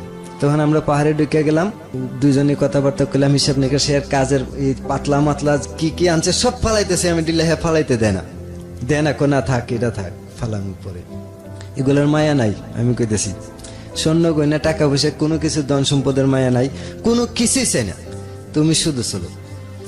তখন ফালাইলাম আমি একটা পাঁচরা, একটা পাতলা মাথার, খুব মূল্য দেয় পাতলাটারে। পাতলা কি জিনিস? পাতলা হয়েছে রৌদ্র বৃষ্টি যেন না লাগে, তাল পাতা। ও আচ্ছা, তাল খেজুর পাতা, দিয়ে আচ্ছা, আচ্ছা, বানায়। হ্যাঁ। খুব সুন্দর একটা জিনিস, কারো কাজ করা হাতের। তখন মাগরিবের আজান হইতেছে, মশা ছুটাছুটি ঘিউ গাউ লাগাইছে। তখন ওই অঞ্চলটা, আমগাছা অঞ্চলটা হয়েছে বাগানি লেবারদের। জি। ওরা দূরা তীর ধনুক দেখে কালো কালো বড় বড় লোক, কেউর মুছ আছে, কেউর দেখতে মানে একবার ছবির বিলেনের মতো লাগে, এরকম ওরা চেহারা বাগানিদের। তখন ওই লোকগুলারে দেখে ভয় পাইয়া আমরা দুজন একটা জঙ্গলে ঢুকে গেছি। কোনো ভিতর দিয়ে কোনো রাস্তা মাস্তা নাই, পায়ে হাঁটার রাস্তা আছে, চৌরাস্তা হয়ে রয়েছে। আচ্ছা আচ্ছা, মানুষ যে চলাফেরা করে আঁকা বাঁকা সাদা, এই জায়গাটা সাদা, একবার ধুল সাদা, আঁকা বাঁকা রাস্তা, খুব সুন্দর লাগে। জঙ্গলের ভিতরে যখন ঢুকছি, দুজন গিয়ে বইছি, বসার পরে দেখতেছি হঠাৎ করে ঘুম একটা শব্দ হইলো, মাথার উপরে চাইয়া দেখি এই বড় এক বেঙ্গলের বাসা। ও ওকে, একবারে আমাদের হাতে মাথায় শরীরে লাগতেছে, কিন্তু একটা বেঙ্গল আমাদেরকে একটা কামড় দেয় নাই। আচ্ছা, আমরা এখানে বসে রয়েছি, চুপ, লড়ে না, লড়লে শব্দ পাইলে কিন্তু শিয়াল কয়ে তীর মারলে শেষ, পেটের সামন দিকে ঢুকলে পিছন দিকে বেড়ে যাবে, এমন তীর বাগানিরা বানায় বিষাক্ত ইস্পাত দ্বারা। তখন এই বয়ে আমরা ওই বেঙ্গলের বাসার থেকে লড়ি না, নিচের দিকে তাকায় দেখি আমরা যেখানে বসে রয়েছি পাহাড়ের ভিতরে এক ধরনের একটা সেলা বাস করে। জি। এই সেলাটার ওজন কোনোটা 100 গ্রাম হয়। সেলা একটা জামার ভিতরে ঢুকে গেছে। ভয়ানক জিনিস তো, বারুদের মতো পুড়তে যায়। যখন আমার তো সহ্য হইতেছে না, আমি এই মুহূর্তে আমার জামাটা খুলতেও পারতেছি না, কারণ যে এখনো আমরা বিয়ে শাদী হয় নাই, যে জিনিস সে দেখার উপযুক্ত না, আমি দেখাইতে পারতাম না। সিচুয়েশনটা চিন্তা করেন, যদি এটা সে করতে যায়, জামা কাপড় খুলতে যায়, মেয়েটা অন্য কিছু ভাবতে পারে। O M G, this is a story man, this is really story. এটা নিয়ে একটা মুভি হওয়া উচিত। আমি ফর দ্য ফার্স্ট টাইম আমি বোধহয় এরকম বললাম জীবন গল্পে, আমার 6 ইয়ার্স এর ক্যারিয়ার এই অনুষ্ঠানের, পার্টিকুলারলি আগের রেডিও সবকিছু মিলিয়ে আমি একটা গল্পের ক্ষেত্রে বলতেছি, এই গল্পটা নিয়ে সিনেমা হওয়া উচিত। This is undoubtedly beautiful awesome story ever in my life. Okay, cause আমি পরিণতিটা তো জানি, এই কারণেই বলতেছি, আপনারা আমাদের সঙ্গেই থাকুন, বুঝতে পারবেন। হ্যাঁ, জাস্ট আমি পাউডার একটু সোজা করবো, এভাবে সোজা করতে দিয়ে দুইজন লোক তীর ধনুকলে দূর দিল আমার সামন দিয়া। আমরা যে এখানে জঙ্গলে আছি 10-12 দূরে, কিন্তু সাদা পায়ের রাস্তাটা, চৌরাস্তাটা আমি জানি না, ওর জানা আছে, ইন্ডিয়ার মানুষ জানা আছে এটা এদিকে চৌরাস্তা আছে, আমি জানি না। তখন চেলাটা আস্তে আস্তে এভাবে বাড়িয়ে আমার হাতের এখানে আইলো, আয়া আমার চোখের দিকে এভাবে তাকাইলো, আমার চোখে ছেলেরা তাকাইছে, তাকাইবার পরে আমি মনে মনে আমার খাইস না, আর খাইলে খাইলা, কিন্তু ওরা যেন তীর দিয়ে না মারতে পারে। ছেলেটা হঠাৎ করে না একটা পাতার মাঝে উঠতে বাইয়া গেছে গা। নিচে চাইয়া দেখি পাহাড়ের আরেকটা বিষ মাদাইল আছে লাল, এটা সেনাবাহিনী যেভাবে টহল করে পার্বত্য অঞ্চলে সেম ভাবে 20 হাত 10 হাত 2 হাত দূর থাকে, এই বিষ মাদালটাও এরকম লাল, এটা বড় লাল। এটা প্রাণী, এটা পিঁপড়া জাতীয় একটা প্রাণী। আচ্ছা, ওকে। কিন্তু এটার কামড় দিলে কয়না পিঁপড়া কামড় দিছে, ব্রাহ্মণবাড়ি আগুন লাগছে, এই কথা না করলে বীর জানে নাকি। ওকে, মানে এত বিষাক্ত, মানে বেঙ্গলের ভিতরে বল্লা আছে, খুদে বল্লা আছে, বেঙ্গল আছে, বেঙ্গল হয়েছে সর্বোচ্চ, পিঁপড়াদের ভিতরে এটা হয়েছে পিঁপড়া রাজা সর্বোচ্চ। ওরে বাবা, লাল। তারা যদি একটারে না জানা অবস্থা পাড়া দেন, আপনার কিছু করবে না। আর যাই না আপনি একটা পিঁপড়া পাড়া দিছেন তে আপনারা একটা কামড় দিলে 3 দিন পর্যন্ত জ্বলবে এই জায়গাটা, এত করা, কিন্তু একটা পিঁপড়াও কামড়ায় নাই আমরা। দুজন পিঁপড়ার বাসার উপরে বেঙ্গলের নিচে বসে আছিল। বেঙ্গলের অনেক, এই যে বেঙ্গল যখন ছোট অবস্থা থাকে, পোকাটা যখন মারা যায় তখন বেঙ্গলে মুখ দিয়ে টাইনা যেভাবে কেটে বের করে ফেলাই দেয়, নাতে ঢাইকা দিয়ে মোম দেয়া, আর যেটা নিচে ফেলা এটা খাওয়ার জন্য পিঁপড়া গুলা এখানে আসতে আচ্ছা আচ্ছা আচ্ছা, ওকে। আমি এটা বুঝতে পারছি। যাক, আল্লাহর অশেষ মেহেরবান, কিন্তু আমরা একটা পিঁপড়া একটা বলল কামড় দিছে না। মানুষ যখন দৌড়াদৌড়ি কইরা ছুটাছুটি কইরা যার যেমনি চলে গেছে, অন্ধকার হয়ে গেছে, তখন আমরা যে পথে এখন বাংলাদেশের উদ্দেশ্যে রওনা করবো দুজন এক মনের মানুষ হয়ে, তখন সে বলল ঠিক আছে যা, আল্লাহ যা রাখছে বড় তো। হে, সে তো আল্লাহ কয় না, ভগবান কয়। চল, কোন পথে যাবো? তুমি যে পথে নাও। আমি চিন্তা করলাম যে পথে মানুষ চলাচল করে এই পথে যাওয়া যাবে না। হঠাৎ একটা মানুষ সামনে পড়লো, আপদ, কাটা সাটা পানি, একটা সরা আছে বললাম না, এই সরার সূত্র ধরলাম, কিছুটা সরাও হারছি, আঁকা বাঁকা পথ, কিছু কাটা মাটা এসে আমরা বিচ্ছি, কিন্তু বুঝি নাই কাটা যে লাগছে। তা পথে যে বাবুকে আমরা বাংলাদেশের দিকে গেছি। বাংলাদেশের রাইতে বেলা ঢোকার আগে একটা বিএসএফ এর গাড়ি একটা খুব দ্রুতই আমরা বরাবর ব্রেক করছি। মনে মনে কইছি শেষ, দেখতে লাইছে একটা গুলি দিব শেষ। বিএসএফ এর গুলির অর্ডার লাগে না, গুলি করলে শেষ। এরা লাস্টে নিয়ে ফুসমোডম করে, একটা গুলি এমন অনুষ্ঠানের দাম কত, একটা ফুসমোডম করলে কি কি জিনিস পা আমি চিন্তা করতেছি। তো গুলি করলে গুলিটা অল্প টাকা, হয়তো 500-1000 টাকা হইলো, কিন্তু একটা মানুষের গুরুত্বপূর্ণ 2টা অঙ্গ, চক্ষু, লিভার, কিডনি, অনেক জিনিস আছে আমি যেগুলা জানি না, এগুলা খুলে নিয়ে যায় ফুসমোডমের মাধ্যমে। পরে লাশটা আয়া প্যাকেট হিসেবে পচা একটা লাশ ফেরত দেয় প্লাক মেডিকেল। এই জিনিসটা চিন্তা করে আমার স্তব্ধ হয়ে গেলাম। দাঁড়াইলাম 1 মিনিট, এমনিতে গাড়িটা আবার গেছে গা। আমরা দেখছি গাড়িটা একটা টান দিয়া ক্যাম্পে গেছে। ক্যাম্পটা মনে করেন আমাদের কাছ থেকে প্রায় 500 গজ দূরে বিএসএফ ক্যাম্প, আর 500 গজ দূরে বিএসএফ ক্যাম্প। মোট 1000 গজের ভিতরে এক পাশে বিএসএফ, এক পাশে বিজিবি ক্যাম্প।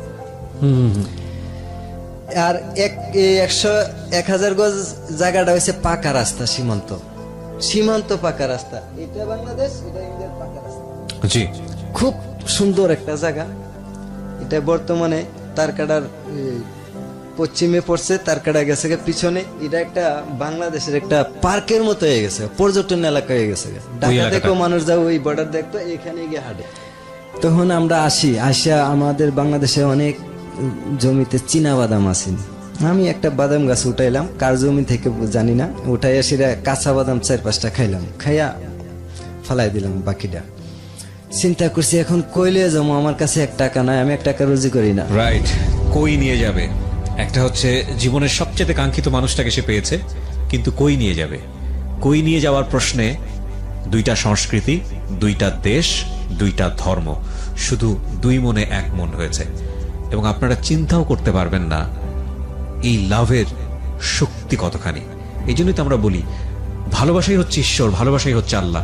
এবং দেখেন এত এত প্রতিবন্ধকতা, তার মধ্যেও 2জন মানুষ প্রেমের বন্ধনে আবদ্ধ হয়েছে। এখন পর্যন্ত কোনো ধরনের প্রতিকূলতা তারা ফেস করেনি, সামনে করবে। বলুন তারপর ওকে বাদাম ক্ষেতের একটা আইলের মধ্যে বসাইলাম।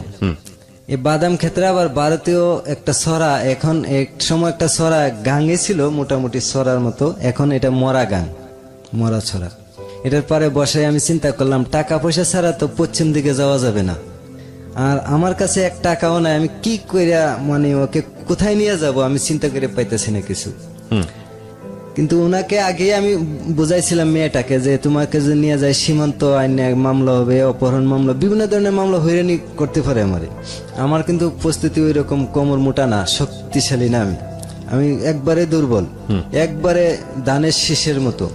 তখন সে কইলো আচ্ছা ঠিক আছে, আমার কাছে 200 টাকা আছে ইন্ডিয়ার, 200 টাকা দিয়ে আমি কি করবো, এটাকে তো বাংলাদেশ অচল, চলবে না।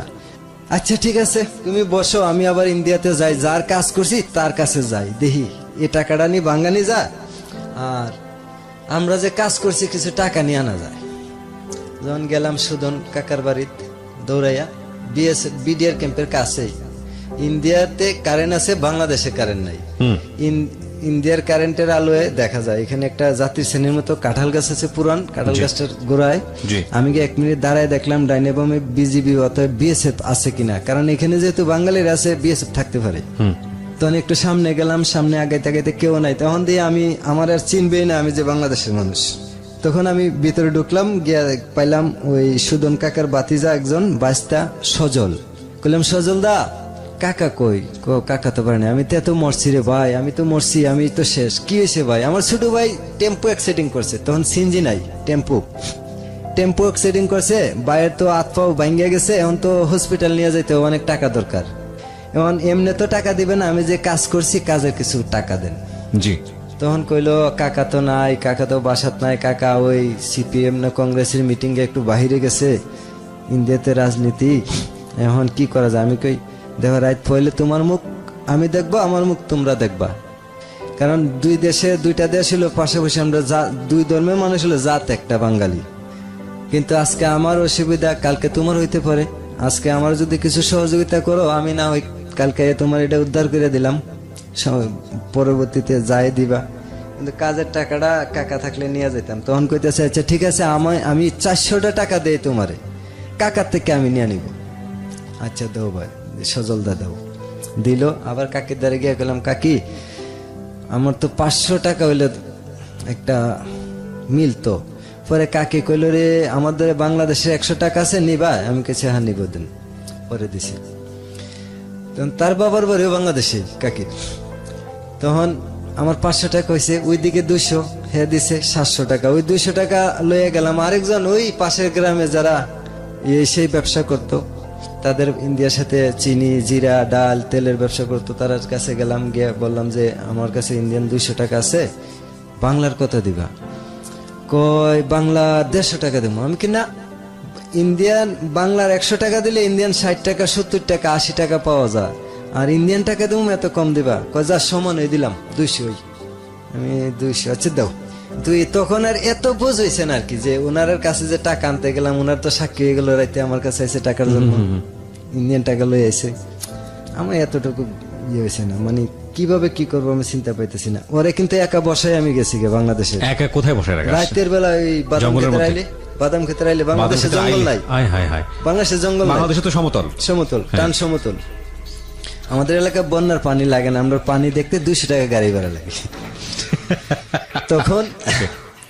তখন আমি ওরা আয়া দেখছি যে খুশ মেজাজে সে বসে রয়েছে, কোনো চিন্তা চেতনা নাই, খালি চিন্তা একটাই, আমি কি ঠিকভাবে কাজগুলা করতেছি, আমার যে করার, হ্যাঁ দেখছে যে ঠিক। তখন ওর হাত ধরে নিয়ে আসলাম আমার বাড়ির পূর্ব পাশে রামাই ক্ষেত করে, আমরা প্রচুর কৃষি করি।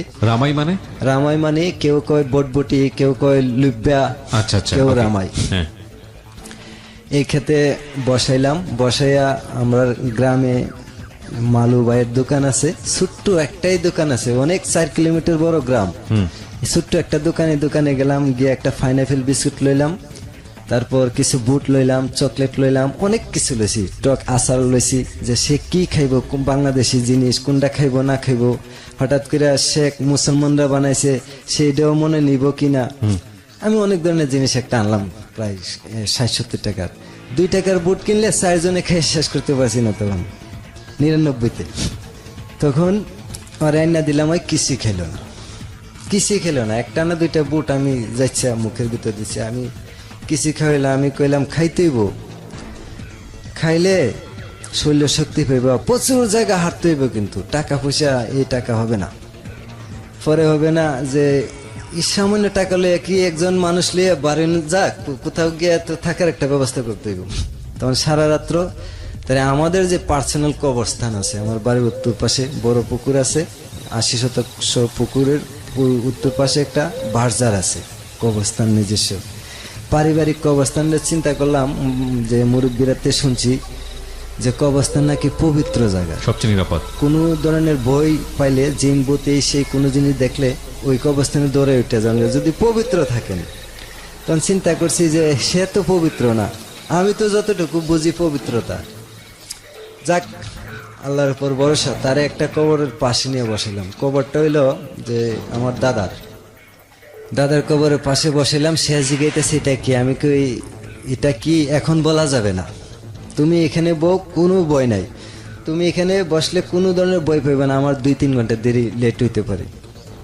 তখন ঠিক আছে কইয়া বসাইলাম একা, আমি দৌড়াইতে দৌড়াইতে দৌড়াইতে আমার গ্রামে ওই যে খই খাইলাম, এই অন্ধকারের মধ্যে তাকে একা বসা রেখে গেছেন কবর ওই জায়গাটাতে? জি, আমি ওই যে দৌড়াইতেছি, আমি যে খই খেলাম একদিন আমার জি। বোনের বাড়ি, বোনরে গিয়ে বললাম যে আমরা তো আখাউড়া থেকে, তখন ভিডিও ক্যাসেট আনছি, ভিডিও ক্যাসেট আনছি, আমার বোনে খুব ভালো বইতো প্রেমের সমাধি ছবি আর নোয়াবাইদানি, বললাম যে এই 2টা ছবি আনছি, মিথ্যা বলছি আর কি, 2টা ছবি আনছি, আমরা সারা রাত দেখার পরে সকালে তোমার বাসায় এগুলা দেখবা। কিন্তু এখন কি করতে হবে, যে আমরা তো অনেক টাকা ওটা মুড়াইতে, এখন অন্তত পক্ষে 500 টাকা দিতে হবে আমারে, আপাতত অপারেটরে বুঝ দেই। বইনডে ফটাইলাম, ফটাইয়া বইনে আমার পট করে 500 টাকা বাইর করে দিছে, আমি খুব খুশি। বইনে একটা কাপড় হইবনি, একটা শাড়ি কাপড় বা এই ধরনের কোনো জিনিস দেওয়া যাইবনি। কি করতে, আমি কই একটা পর্দার তো ব্যবস্থা আছে, একদিকে মহিলারা বইবে একদিকে পুরুষ, না ছেলে মেয়ে একসাথে বসে দেয় গ্রাম অঞ্চলে, লাগবে না, আমি আর ফটাইতে পারছি না, নিতে পারছি না। বাসায় এলাম, আম্মারে বলতেছে, আম্মা কফুত কি তোর মানে হাই উতাস, কি হয়েছে মার কাছে কয়ে এলাও বাবা, কি হয়েছে মার কাছে কয়ে এলাও, মার কাছে যদি না কও তাইলে বিপদে পড়বো, আর মার কাছে কইলে সবকিছু ধরবেন না। মা কিছু হয়েছে না, মা আমার একটু আখাউড়া যেতে বিসিডি আনছিলাম, এটা একটু ডিস্টার্ব দেখা দিছে, অনেক কিছু টাকা পয়সার দরকার, আর আমার বালা একটা পোশাক দরকার। তখন আমার একটা জিন্সের pant, navy blue sunscreen shirt, আর আম্মা এক জোড়া জুতা ঠামাই রাখছেন, এগুলা নামাই দিছে। ফুত তারপরে কইয়া যা, 4টা ভাত খা, 2 নলা মার হাতে ভাত মা দিছে, আমি খুব কষ্ট করে রেখেছি, আমার ভিতরে তো জানা আমি একজনের উপাস ফেলাইয়া রাখছি। তখন আমি মারে যে বাবু পরে কাপড় চোপড় লইলাম, তারপরও মা দৌড়ায় ফুট দ্বারা পুকুর পরে দৌড়াই আসলো, কইতেছে পুত, আবার জিগাইতেছি যে মার কাছে কইলা পুত, মার জানি কেমন লাগতেছে। আমি বলি, না মা নিশ্চিন্তা থাকেন, আপনার ছেলের দরবার জীবনে আসে বাড়িত না, আর আসবে না, আর যদি আসে একটাই আসবে। কইয়া আমি দৌড় দিলাম, দৌড়ে যখন সব ঘুমাই গেল বাড়ির, আমি ওর কাছে গেলাম, গিয়া বসলাম, বসা আরে এই যে কবরস্থানটা পার হইতেছি, আমাদের যে দাদা মক্তবঘর দিয়ে গেছে পুকুরের পশ্চিম পাশে 40% জমি সহ। জি। এই মক্তবঘরটার দরজা জ্বালানো আছে, কিন্তু বাহির থেকে কোনো লক নাই, ভিতরের দিকে লক, আর একটা এমনি চাপাই রেখে দিই, মসজিদ তো মক্তব, তখন দাঁড়িয়ে সাড়ি সবকিছু আছে, মক্তবে কোরআন শরীফ পড়ে। তখন ওরে ওই জায়গা পার করে আইনা করলাম, তোমরা যেখানে বসেছি এটা কবরস্থান। কবরস্থান কি, কবরস্থান কি, আমি কবরস্থান তোমার আর কি দিয়ে বোঝামু, তোমরা মরলে কি করে, মরলে মানুষ মরলে কি করে, আমরা অনেকের তো পুরাইয়া দেয়, আমি কে তোমরা পুরাইয়া দাও, এটা কি বলো শ্মশান, আমরা মানুষ মরলে এখানে মাটি দেই, এটারে বলো কবরস্থান। তুমি ভয় পাইছি নি না, কই এখানে তো আমার খুব আনন্দ লাগছে, ভালো লাগছে বুঝতেছি, আমি কে হ্যাঁ এটা ভালো জায়গা, পবিত্র জায়গা। তখন এটা কি ঘর, এটাও তোমাদের যে বাড়ির কাছে একটা স্কুল ঘর আছে না, এরকম ওই শিশুদেরকে শিক্ষা দান, পাঠশালা শিক্ষা দেয়। তখন বলতেছে যে এখানে কি ঘুমানো যাইবো, আমি কই হ ঘুমানো যাইবো, তুমি একটু শুয়ে রেস্ট নাও। কিন্তু কারেন্ট 3টা বাজে আমরা এখান থেকে রওনা দেবো পশ্চিম দিকে অজানার উদ্দেশ্যে। যেই মেয়েটাকে নিয়ে এত কথা হচ্ছে, নিশ্চয়ই আপনাদের সেই মেয়েটাকে দেখতে ইচ্ছে করছে। ত্রিপুরার সেই মেয়ে, কি যেন নামটা বলুন? শান্তনা দেব। শান্তনা দেব বর্মা। তার একটা ছবি পুরো ফ্যামিলি সহ আমরা আমাদের ফেসবুকে দিয়ে দিয়েছি, আপনারা চাইলে তাকে দেখতে আসতে পারেন। 2টো ফেসবুক পেজে আছে, আমার ফেসবুকের ঠিকানা হচ্ছে www.facebook.com/kibriya.rj। আমি আবারও বলছি www.facebook.com/KEBRIA.RJ, পেজটি RJ কিবরিয়া নামে আছে, ওখানে গিয়ে অবশ্যই লাইক দিয়ে দেবেন। এছাড়া ঢাকা এফএম এর পেজটি থেকেও আপনি দেখতে পারেন facebook.com/ILoveDhakaFM, এবং ইউটিউবে সাবস্ক্রাইব করলে আপনি পুরো অনুষ্ঠানটি এই মুহূর্তে পেয়ে যাবেন। আমাদের ইউটিউবের ঠিকানা হচ্ছে www.youtube.com/DFM904। প্লিজ সাবস্ক্রাইব করতে ভুলবেন না। What a story man. Okay, তারপর 3টা বাজার আগে, এই 10 মিনিট আগে আমি ওর কাছে গেলাম, ওই কিন্তু একা একা মক্তবে একাই রাখছি, রেখে আমি একটু শোয়ার সিস্টেম দেখাই দিয়ে পশ্চিম দিকে মাথা দিতে হইব, দিয়ে আমি বেরিয়ে গেছি। বেরিয়ে আমি কি জানি ভাবতেছি, কি জানি আমি হিসাব মিলাইতেছি, কি করতে পারি, কোন দিকে যাইতে পারি, কোন আত্মীয়র বাড়িতে গেলে ভালো হইব, কোন দিকে গেলে ভালো হইব না, কোন দিকে গেলে খারাপ হইব, এই ধরনের একটা চিন্তা আমার মাথাতে। এখন তো আমি অভিভাবক গার্জেন ওই মেয়েটার, তার মা নিজ সই সম্মান সবকিছু আমার হাতে, আমি ছোট্ট কম বয়সে আমার মাথার এত বড় একটা ঝুঁকি, এটা আমি ঝুঁকি নিব, দুর্যোগ। কিন্তু ভালোবাসার কাছে কোনো দুর্যোগ হার মানে না, দুর্যোগের কাছে ভালোবাসা হার মানে না। তখন তারে নিয়ে হাঁটতে হাঁটতে হাঁটতে হাঁটতে 4 কিলোমিটার হাঁটলাম পশ্চিম দিকে, সোজা হরিণখোলার বুক ছিঁড়া সীমান্ত, একবারে 0 পয়েন্ট থেকে একবারে পশ্চিম ঢাকা শহরের সংযুক্ত একটা রাস্তা। এই রাস্তা কাঁচা রাস্তা, এখনো কাঁচা। এই রাস্তা হাঁটতে হাঁটতে হাঁটতে হাঁটতে আমার বড় বোনের বাড়িতে আসলাম কালিকাপুর। ভাবছি মেয়েটা তো ভারতীয় উপজাতি পোশাক নিয়ে আসছে, এখন কিভাবে এই পোশাক নিয়ে আমরা এই মেলে ঢুকবো, একটু চিন্তা কইরা বড় বোনের বাড়িতে গিয়ে ফজর নামাজের আজানের আগে ডাকতেছি, আপা আপা দরজা খুলেন। দুলাভাই আফা দরজা খুললো, খুললে আফায় কইতাছে এ কি দেখলাম? দুলাভাইরে কইতাছে এটা কি? মেয়েটারে দেখা। তখন আমি কইলাম এটা তোমার এই জায়গাটার নাম। একটা বেড়ার দরজা, তৎকালীন মানুষ খুব গরিব ছিল বাংলাদেশেও। ওই বেড়ার দরজার ফাঁক ফুক আছিল, একটা কাপড় দিয়ে ফাঁক ফুক বন্ধ করে রাখছে। এই কাপড়টা টাইনে গিয়ে বাইর করলাম। আমি চিন্তা করলাম এখন যদি কাপড়টা আমি সরাই তাহলে রিক্সাটা পাবো না, সহযোগিতাটা পাবো না। আর যদি রিক্সাওয়ালার খুললা বলি তাহলে একটা দিতেও পারি। ডাকলাম বাইয়া বাইয়া কইয়া, বাইয়া আসলো। রিক্সাওয়ালা এসে বলতেছে ভাইয়া কি? আমি ভাইয়া আমার একটু ওই দিকে নিয়ে যাইতেইব, স্বাস্থ্যগঞ্জের দিকে, সিলেটের উদ্দেশ্যে আর কি। কতটুকু যাইবেন? আমি তোমার শক্তি যতটুকু কোলা, যতটুকু আমার নিয়ে কইবা শেষ আর পারছি না, এতটুকুই। কিন্তু এই এলাকা অতি সত্য ত্যাগ করতে হবে আমার। তখন এই রিক্সাওয়ালা কাপড়টা দিছে, কিভাবে দিছে? রিক্সাটারে ফুটটারে চতুর্দিকে ঘুরাই লেছে, কিন্তু ফরাইছে না।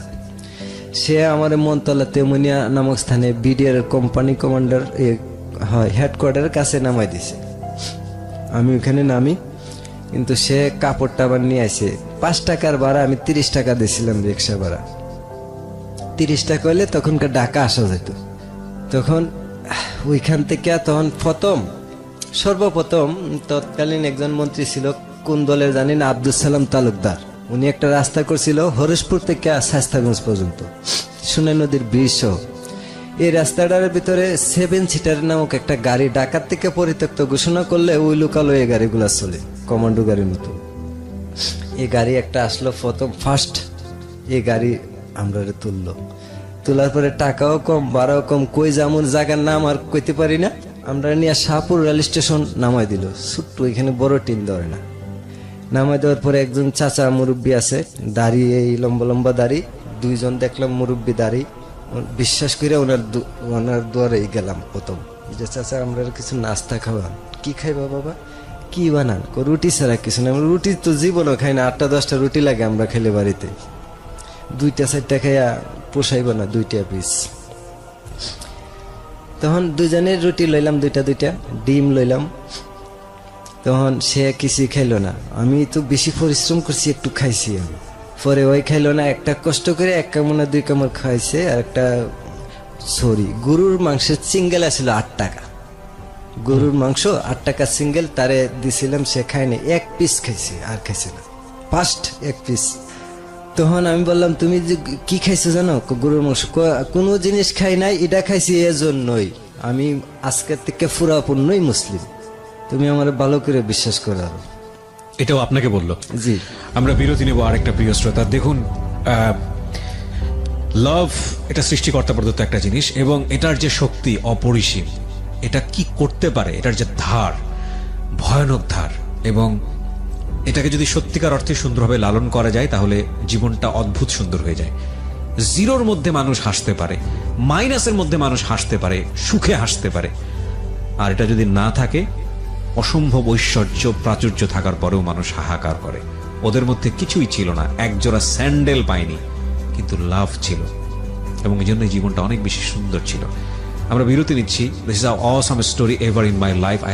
আমার মনে পড়তেছে, আমি আগে রেডিও স্টেশনে যখন একেবারে প্রথম দিককার কিছু এপিসোড যেগুলো শুনলে আমি তন্ময় হয়ে শুনতাম, I am getting just this kind of feel after a long time.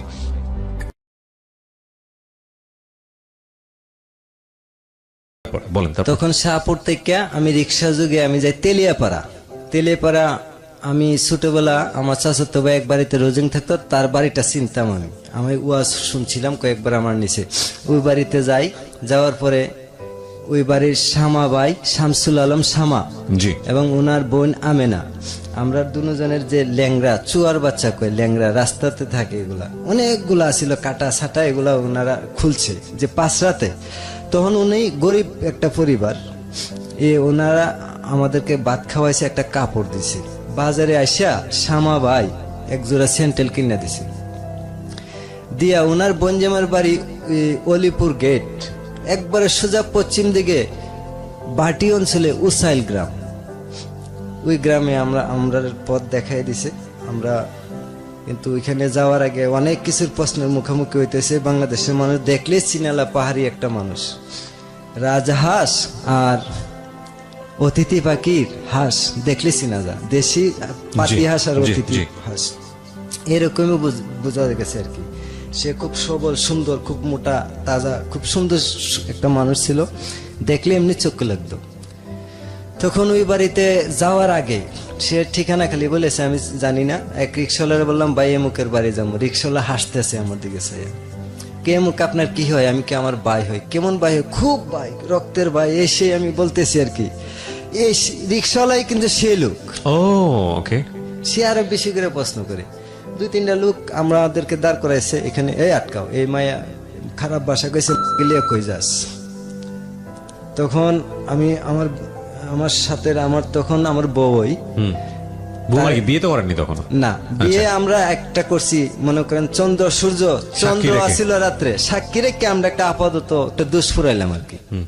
তখন ওরে আমি টান দিয়ে রিক্সাতে নিচে নামাইলাম, রিক্সার ফুটটা উড়াইলাম, উড়াইয়ের ভিতরে দেখি কোনো কিছু নাই, যে আমরা খারাপ মন্তব্য করছে। তারপরে গিয়ে ধরে লেছি, ধরে আমার 3.5-4টা বোতাম পরে গেছেন, কিন্তু তারে ওইখানে শোয়ে দিছি আমি।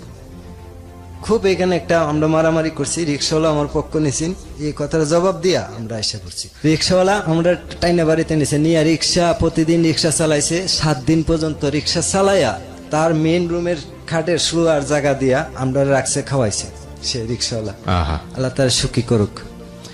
তার বউয়ের কাপড় চোপড় সব দিছে, তার পরনের কাপড় দিছে আমারে। তখন এদিকে বাংলাদেশের লারা পড়ে গেছে, ভারতীয় মেয়ে আমি অপহরণ করে নিয়ে আসি। কে? ত্রিপুরা রাজ্য প্রধানের বাস্তি শান্তনা দেব বর্মা।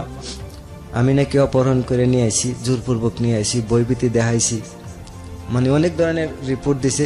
ভারতীয় এক ধরনের উগ্রবাদী আছে, ওরাও নাকি বিএসএফ ক্যাম্পে চাপ দিছে, বিএসএফ বাংলাদেশ বিজিবিতে চাপ দিছে, বিডিআর চাপ দিছে। বিডিআর তখন বিডিআর বলছে যে 12 ঘন্টার ভিতরে আমার লোক না দিলে তোমার বিডিআর ক্যাম্প থাকবে না।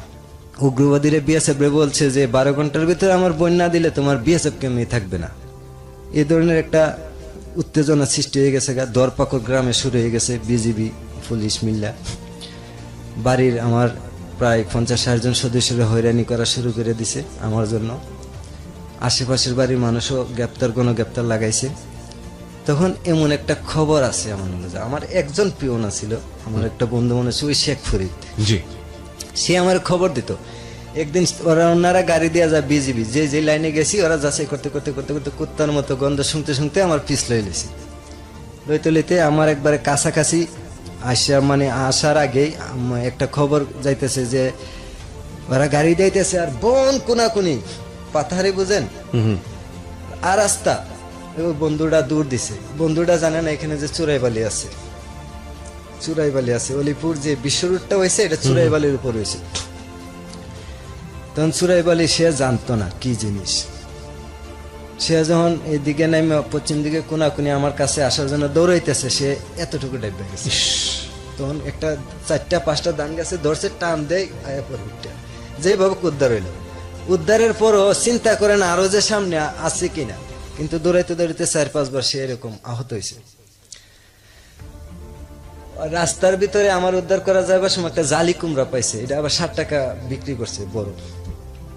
এটাই তার পুঁজি। বন্ধু পায়ে দৌড়াইতেছে 10-15 কিলোমিটার আমার সহযোগিতা করতো, গিয়া বলছে যে এমনি এমনি বিডিআর চতুর্দিকে ঘেরাও দিয়া দিছে, বাড়ি অঞ্চল, তুমি পলাও। ও পলাইছি আবার ওইখান থেকে। পরে বিডিআর যাইবার আগে আমার আত্মীয় স্বজন এক গাড়ি গেছে, গিয়া বোঝাইছে 10-15 জন গণগ্রেপ্তার হয়েছে। তুমি কি এই মেয়ে চাও না 15 জন চাও? আমি কি এই মেয়েও চাই 15 জনও চাই। ঠিক আছে কিভাবে? তোমরা কোনো কথা বলতে পারতে না, শর্ত আছে, তোমাদের কথা আমি মানছি, আমরা যামু 7 দিন পর। আমরা যামু, আমরা চেয়ারম্যানের মাধ্যমে যামু, গ্রামের মুরব্বী মেম্বারের মাধ্যমে যামু, এবং গণ্যমান্য ব্যক্তিবর্গ থাকতে হইব। যারা আমার শত্রু থাকলো যেন একটা চিন্তা ভাবনা করে কথাবার্তা কয়, আমি এরকম আমার মাথা খেলাইতেছি। ঠিক আছে, রাজি, সবাই রাজি হয়েছে। তোমরা গাড়িতে থাকবা, যাত্রী আমার মতো, আমিও যাত্রী, কারোর সাথে কথা বলবো না। ঠিক তখন এই যে কাত পর্যন্ত চুলা ছিল, দেখার মতো চুলা ছিল আর কি। আমি চুলারে বিভিন্ন স্টাইল করতে পারতাম। আমার ছবির আমি দেখছি ওর হাতে আমার ছবি, আমি টস করে চুল বদলে লেছি, স্টাইল ঘুরাই দিছি। তখন পট করে কতটুক সামনে আসার আগে, নোয়াপাড়া আসার আগে একজন আমার কইতেছে, স্যার এই তো পেয়ে গেছি স্যার। স্যার কে? আমি যে গেলাম, কি পাইছেন ভাই? কইতে স্যার মহসিন আলম পেয়ে গেছি, সাথে ওই মেয়েটাও পাইছি স্যার। মেয়েটারে কিন্তু একটা বোরকা পরাইয়া ওই যে বাড়িতে আশ্রয় নিয়েছিলাম সে একটা মেয়ে দিয়ে দিছে, আচ্ছা, আচ্ছা। ছোট বাচ্চা দিয়ে দিছে। হঠাৎ করে আপনার নাম? আমি মোহাম্মদ সেলিম। কই মেয়েটাকে? আমি আমার বোন। তো তোমার এই অবস্থা, বোনের অবস্থা? গরিব কুলে বিয়া দিছি, জামাই রিক্সা চালায় ভাত খায়। আর ওরে বলছি তুমি তো বাংলা ভাষা পারো না, কোনো কথা নাই, চুপ। তখন কোম্পানি কমান্ডার কয় যে যদি মহসিন রে পাই সিলিডি ভাষা, তাইলে কাইটা টুকরা টুকরা কইরা কুত্তা দিয়া খাওয়াইমু, আমারে কইতাছে আর কি।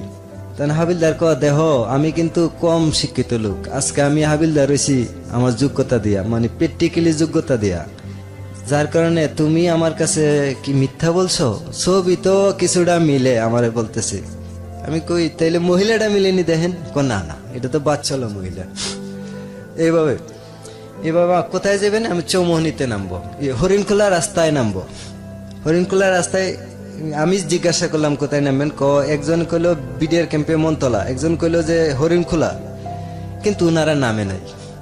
উনারা যখন নামে নাই, আমার ভিতরে একটা চিপা মারছে। আমার গাড়ির আশপাশের লোকজন আমি একটু চোখ তেরা করে তাকাইছি যে আজকে না হয় যাবে, পরে কিন্তু ধরা পড়তে হইব। আমি এভাবে করে চৌমনি বাজারে আইলাম। আসার পরে আমার যে গেলে বাড়ি কই, আমি পাশের গ্রাম মঙ্গলপুর নাম বললাম। এখন তো মঙ্গলপুরের দিকে যাইতে বিজিবিরে দেখাইতে হইলে, আর চৌমনি ইউনিয়নের ঘটনাটা সবাই জানে আমি করছি, কিন্তু ওইখানে সবাই আমার কিছু জিগায় না। কি রে ওদি বিজিবি, ও ছেলেটা ওদি মেয়েটা হলে ঘুরতেছে, কেউ কোনো কিছু জিগাইল না। আমি সোজা মঙ্গলপুরের দিকে সোনাই নদীটা পার হয়ে, ওই পানি আসিল কম, পার হয়ে ওই ব্রিজটা পারিছি, বিজিবি সন্ধ্যা দূরে হয়ে গেছে গা, আমি আবার কোনাকুনি নাইমা গেছি গা ব্রিজ দিয়া। আচ্ছা, তখন আমার ছোট বোনের বাড়িতে আসি কমলানগর গ্রামে। এখানে আমার ছোট বোনে আমাদেরকে একটা রুমে শেষ কথার একটা সুযোগ করে দিল। তখন কথা বলছি, সে মানে পাওয়ের উপরে আমার মাথাটা রাখলাম, সে আমার চুলগুলা উল্টাইতেছে, আর